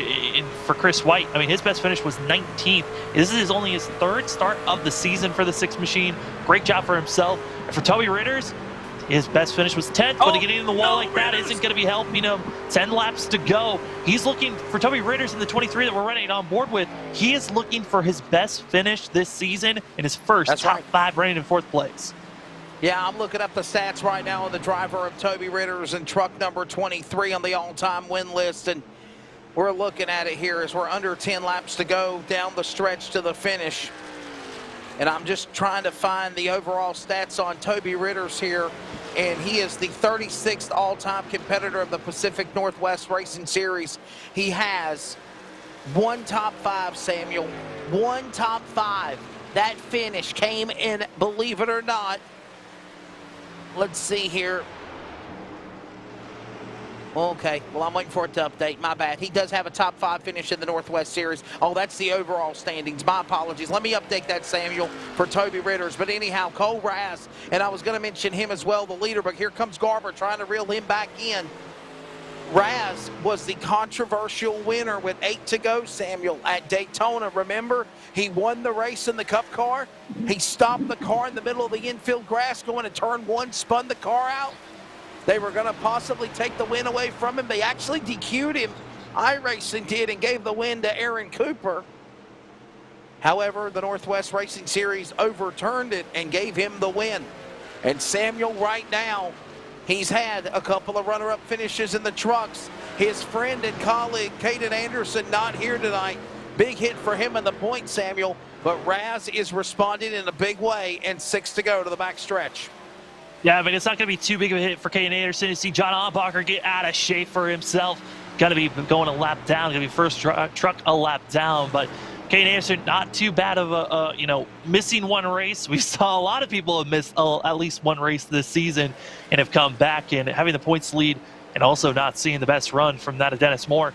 The points lead is going to be looking good for himself. Ryan Bloom, though, for that of the 25, not able to make it on fuel. Had to come into pit road for himself. Not looking good for the 25 machine again. And another one of those drivers going to be that of Cole Raz, also Casey Garber. Both the drivers, 60 laps on this stint. The question is, can they make it here to the end of this race? 1 top 5. I finally got it updated, Samuel. 1 top 5 finish for Toby Ritters in his 71st start here tonight. And that was a 4th place finish back in the summer of June 14th, 2021 at Laguna Seca. That has been the best finish for Toby Ritters until tonight. He's right now in 4th, which would actually, Samuel, match that finish along with Laguna Seca last year in June. Unless he can climb. He's in 4th. It's awesome to see Toby Ritters running well, but we have to start talking about the lead right now. Our top 3, they're all within a second of one another, and it's been closing in while you're talking about stats about a driver that's not in the top 3. We are watching something that's about to look incredible. Chris White on the outside, coming with the momentum, 4 laps to go, and it's going to be that of Cole Raz trying to pull away as the battling for second is on. Yeah, this is the battle now going on with Chris White. White down to the inside. He'll come after the machine there of Garber. Garber now opens up the door on the outside lane, says go ahead and have at it now. Here comes White. Cup Series champion last year, trying to make them out charge with 4. Now make it 3 to go. He's after Raz. Cut the lead to 1 second as they go to turn 1. And now is the question for Chris White. He made the pass, but he's going to lose about 3/10. 3 laps, 9/10 is the difference. He needs to cut down 3/10 each lap, and that's just going to get him close enough to Cole Raz. But will it be close enough for him to make a pass? Might be too big of a gap here, Wesley. 3 laps to go, but we're coming to 2 when they come across the line. They certainly will. Popsicle sticks will go up. 2 remaining here now for Raz as he'll work off turn 4 down the front straightaway. He's got less than 2 miles to get it done. It's less than 1.5 seconds now, the interval. 1 second, under a second for White. He's reeling him in as they work off 2. And as we're talking about a front 2, Casey Garber gets into the outside wall, now has lost 3rd position. Toby Ritter's now going to be up to 3rd as he's going to drop down. Just coasting is the 94. Cole Raz, though, coming up to the white flag. He's looking good with that of 8/10 being the difference between himself and Chris White. Off of turn 4, taking the CRN, 1 to go. White flag in the air. 1 more lap remains. Out in front, it is Cole Raz looking for a cup win. He won Daytona. Now looking for his first truck win of the year. He leads for the final time off the Boeing straightaway in 2. Yeah, as he saved enough to make it to the end, it's looking like he's good on the back stretch. It's growing. The lead continues to grow. It's 1.5. He was saving those tires. And Wesley out of turn 4. It's all Cole Raz. He put on the afterburners when it counted the most. He's now opened up the interval to 2.5 seconds as he crosses the line. Checkered flag, picking up the win. It's Cole Raz in number 10. Finally across the stripe will be the driver of Chris White. He'll settle for second, 2.36 seconds back. Toby Ritter's now, after the problem for Garber, finishes 3rd. Best average finish for that driver. Best finish so far in Northwest competition for him. Jeff Stabnow, Samuel, no practice all week for him. A solid top 5 finish. Wow, what a good finish down the stretch here at Darlington. It was a good one. And Wesley, the pattern continues. 6 races, 6 different winners. Cole Raz, yes, sir, does it. I mean, this is incredible to see. This truck series, you never know who's going to get it done. Cole Raz becomes now the 6th different winner on this truck series this year for 2022 as he's now preparing for what they call the Northwest High Five Salute. Count them up. John Annenbacher won at Daytona. Kevin Smith, not here tonight. He won at Richmond. Devin West won the Bristol Dirt Race, sweeping it from last year at Bristol. Devin West in race 3. Stephen O'Hare won Vegas. Most recent winner was Dennis Moore. And Samuel tonight, after an Easter break, Cole Raz, 6 for 6 on the year for the trucks of the Northwest. Yeah, I mean, 6 different winners of the truck series. Incredible to watch this all come down. And I mean, at this point, we had already seen, multiple winners last season. I got to say, iRacing has done a great job implementing and making these updates for these trucks. And, man, what a race it was tonight. You never knew who was going to survive, and we were down to just 6 drivers on the lead lap when it came to the end of this race. Let's give you the unofficial results here tonight. We'll have to read about to you here as Cole Raz has picked up the win. The interval 2.366 seconds back to Chris White, the defending Cup Series champion of the Northwest, up 7 spots, up 11 spots, best finish of his career. Toby Ritters, we'll talk to him tonight. I know he's going to be ecstatic. Clifford on the podium, first time ever. Jeff Stabnow, 4th, as I said, no practice for him. Dan Lowther, 5th, a solid run for him, up 11 spots. Casey Garber hitting the wall, losing 2 at the finish. He's 6th. Brian Reynolds, 7th. Brian Bloom, 8th. John Annenbacher, Daytona winner, 9th. And Samuel Aaron Cooper. This has got to be a good run for him. First truck 1 lap down, but it is up 13 spots, a top 10 finish for 71. Yeah, I mean, a lot of these drivers from here on out were just surviving. 11th going to be the 27 of Paul Newton, with Dan West Jr. going to be in 12th. 13th goes to Dennis Moore, as well as Ray Fortner going to be in 14th. That of Rogers going to be in 15th, with Vinnie McDonald in 16th. That of Troy Daggett's going to be in 17th, with Frank Harris in 18th. Stephen O'Hare going to be in 19th. And finishing out our top 20, it's going to be that of Tyler Kemp. Yeah, 21st is going to be Chris Camary, 65 laps down, 65 laps down, 78 laps down for Dean Moore, 22nd. Ron Hunter, 23rd, 91 laps down, 95 laps down. Scott Hutchinson, all these trucks remaining out of the race include 24th Hutchinson, Angel Ortega, 25th, Carl Burke, 26th, Cameron Iverson flying through the air at the beginning, 27th, and the Catman James Vining will finish in a disappointing last position. 6 caution flags to stop this race here tonight at Darlington. Well, coming up, we'll grab a word with a finish line post-race wrap-up as Cole Raz kicks up another win. 6th different winner of the year for the trucks. Chris White, Toby Ritter's also with good runs, and Samuel and I will grab a word with them next from Darlington Raceway. This is the Northwest Racing Series Trucks. This is iRacing on LSRTV, and for those that are listening on the Community Radio Network, post-race wrap-up next.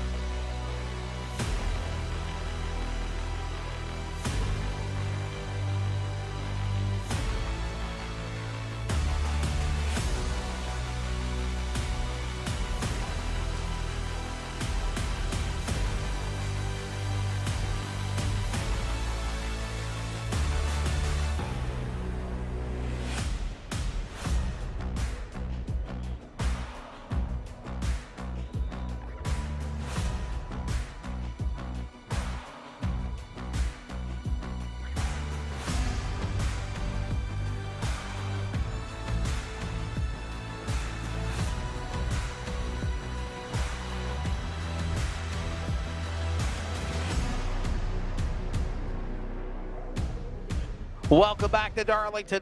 Race 6 in the books for the 2022 Northwest iRacing Truck Series. And we welcome you back to iRacing on LSRTV. For those listening on the Community Radio Network, Wesley Outland, Samuel Dyer. And this is the finish line post-race wrap-up.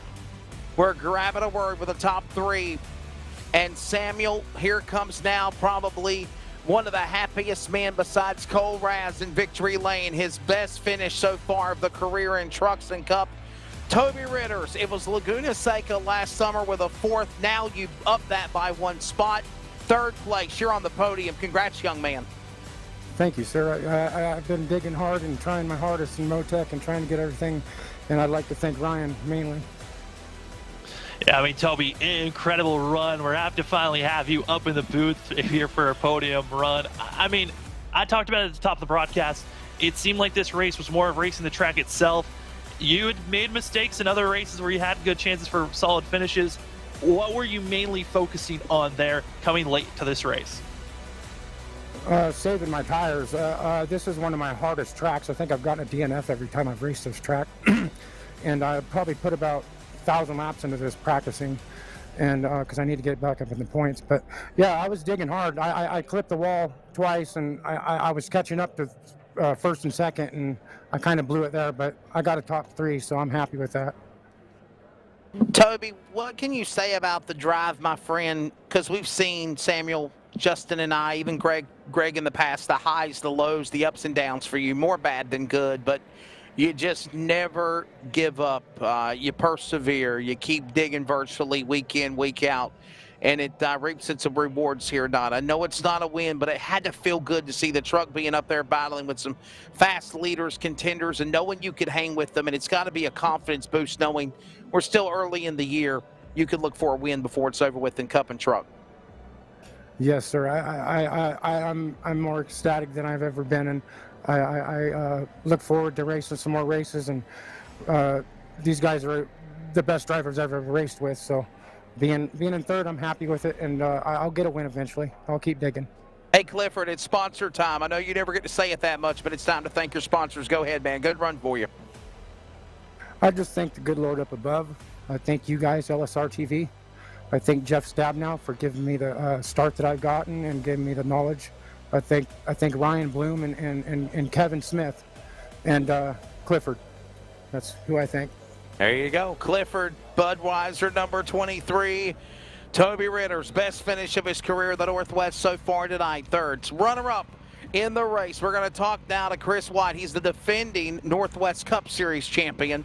And it seems like it's been a struggle, Chris, in the 6 car and truck since you've started this year. Things are turning around, though, Bud. Best run finish this year, second spot. Your take of trying to come after the machine of Raz down the stretch. Did you just run out of time? Yeah, you know, it's Darlington. It's a tough track. I really like Darlington. Darlington's a fun place to come. I usually have good runs here. So, you know, coming here, I expected to have a good run. It's tough. It's tough. I was out there leading the race, you know, and I was watching him in the mirror. He was kind of gaining on me a little bit. I was pulling away a little bit. But I got in the wall. And I could see some damage to my right front windshield. And then he closed in a little bit faster and then ultimately took over the lead. I was just having a little bit harder time steering after I made contact with the wall, so I wasn't able to hold him off or pull away. But, you know, it kind of came in a little bit there at the end. I think if I had 10 more laps, I might have got up to him, maybe. I don't know, but, you know, we're talking about Cole. He's a fantastic driver and pretty tough to race with, but kind of sucks to come up one short. You know, kind of wanted to win, but, you know, it is what it is. I mean, Chris, we know that you hadn't started every single race this season, but you got to take this as, you know, motivation and also momentum. How you feeling about, though, these upcoming races that are coming up? We're going back to the cookie cutter mile-and-a-half tracks. Do you feel like you might be able to take a couple of victories in these next 4 races that are coming up? Yeah, I'd like to think so. I'd like to think I could be up there to contend for the victory. But all in all, my entire time running career-wise in the truck series, I've only pulled off one victory, and that was at Dover, outdoing Sean Brightsman. And so this would have been the second one here tonight. But yeah, I'd like to think I can come out with a victory, and I'm sure if I keep pushing at it, I will. Like you said, it's been kind of a tough going so far. Missed a couple races and had a couple bad showings, but we got plenty of time left in the season, and this is certainly motivation, like you said. So moving forward, we're just going to kind of keep pushing and hope for the best. Hey, final question, you already thanked your sponsors as well. Segue into this, why the number change? Why to the number 6 in the Cup and Truck? Are you a fan of Brad Keselowski moving to, of course, Roush, with his racing team switching over, leaving what he did when he went to Penske and switching to Roush Fenway Keselowski Racing? Are you a fan of that number? What made the decision to go from the 83 for the Cup and Truck for so long to being truck number 6 and car 6? Well, I've held a few different numbers. I started in this league with the 35, then went to the 00, then the 83. But for the 6 has kind of got a little backstory. I'll try to do it real quick here, but nothing to do with Brad Keselowski, nothing like that. The office I worked at for the state of Washington, we had a Costco hot dog eating contest, and if you can imagine, the Costco size hot dogs are pretty big. Yeah, I love Costco hot dogs. Yeah, when you include the bun with them, they get even bigger. So walked into work one day and they just said, hey, we got a Costco hot dog eating contest. One of the guys in the office ate 5. So now you can figure out where that number 6 came from. I ended up slamming 5 of them and had to do one more so I could take the hot dog eating championship. And then from that point forward, everybody in the office called me 6 Dogs. They kept bugging me to change the number from 83 to 6, and then that's what kind of led to this change. So kind of did it. So now 6 is on the truck. It's looking good. I like the single number, and gonna have fun with it this year. Samuel, he's making me hungry for a Costco hot dog. And secondly, there's always something to do with a nickname or a number for a driver, and this is a hot dog eating competition. Yeah, 6 Dogs. That's the nickname that I was given for it. But certainly wasn't easy, and I felt like I was going to die. It was like death by hot dog for sure. But anyway, Cole's probably waiting. But yeah, I like Darlington.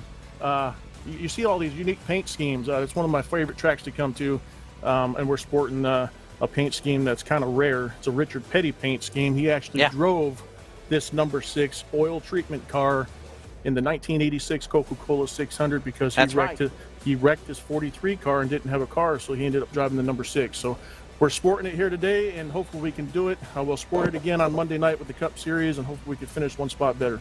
Yeah, that's exactly right. I was looking at that, and that is actually a throwback to when he drove it at the World 600 back in the 80s is what they called it in Charlotte. And actually he wrecked his car, and he had to have somebody reach out to help him in the area. And when it was all said and done, he had a friend help him out in the pits. But to do so, the agreement was, I'll give you the car, but you've got to run my number. It can't be 43. But the other agreement was, okay, I'll run your number 6, but it's got to have STP on the car. And that's how the arrangement happened there. Back in the day, they didn't have backup cars. Chris White, great stories. We appreciate it, man. There's already a story behind the number and the nickname, and he finishes second here in the number 6, defending Cup Series Northwest champion. Victory lane we go. Daytona Cup winner, and finally makes the 6th different winner, his first truck win of the year. Cole Raz, your take of this race. Darlington, it was fun. You had some problems earlier.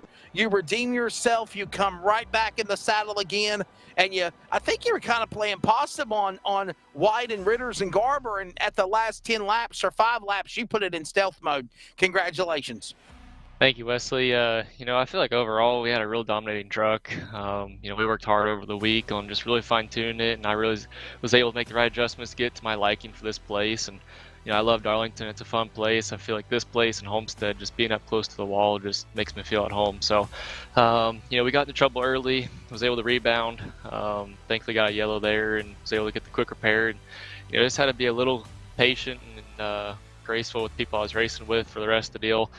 Just not having that fast repair to rely on in case I got in more trouble. But that last stint, we were saving tires just because this place is so abrasive on them, and that was able to help us earlier in the race to have such a big lead and lap so many trucks. It got to a point of tire saving, and then we looked down and seeing how short we were on fuel. So we had to ride around there about half, 3/4 throttle the rest of the race, and I seen the last lap there. I was plenty good by about 0.1, so that's plenty to me. And just put the burners on and see how much we could go left. And you certainly put the burners on. You pulled away instantly on that last lap. It was incredible to watch. And Cole, we saw that you had the issue between lap traffic and also Ryan Bloom. After that incident, though, how did you feel like traveling around lap traffic might have changed in your mentality? I really think even before the incident, I feel like there was a lot of respect given to the leaders.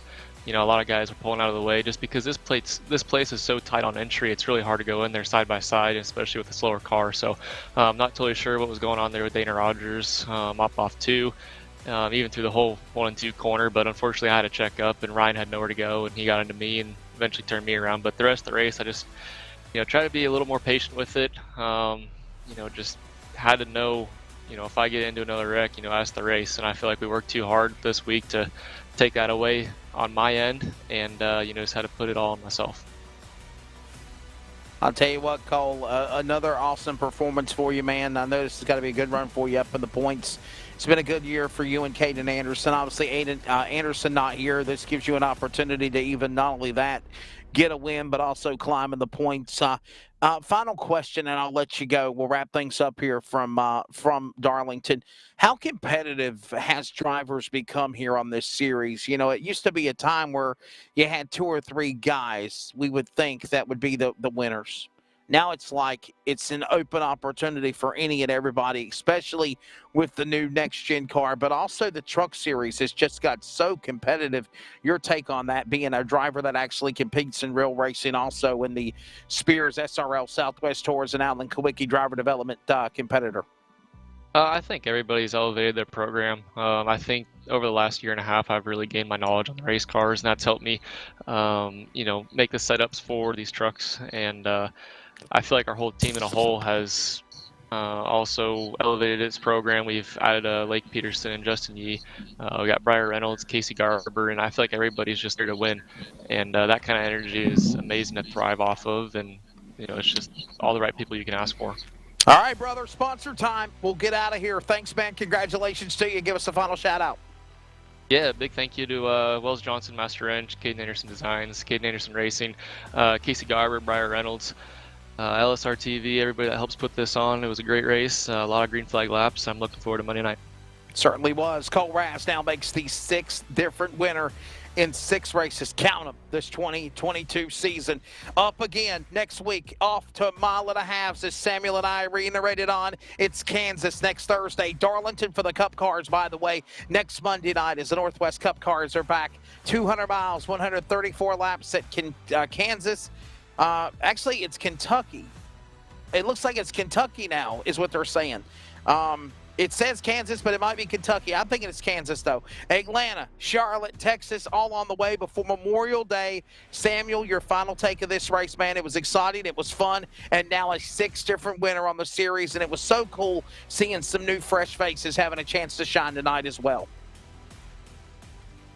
Yeah, I mean, it was a crazy one here tonight. I mean, we saw a lot of big wrecks, some drivers we thought were going to be heavy favorites to watch out for, getting caught in incidences. But I got to say, I think the fastest truck of the night, Cole Raz, he got it done, kept himself out of trouble there late. And, man, what a run here tonight. 6 different races to start out this season, 6 different winners. Can we get a 7th one next week? I think it's pretty high to see that, though. And that'll put a wrap on the Finish Line. Post-race wrap-up, as always, Finish Line every Wednesday with Charles and myself. 1 to 3 p.m. You never know who we'll talk to on Finish Line from NASCAR to grassroots.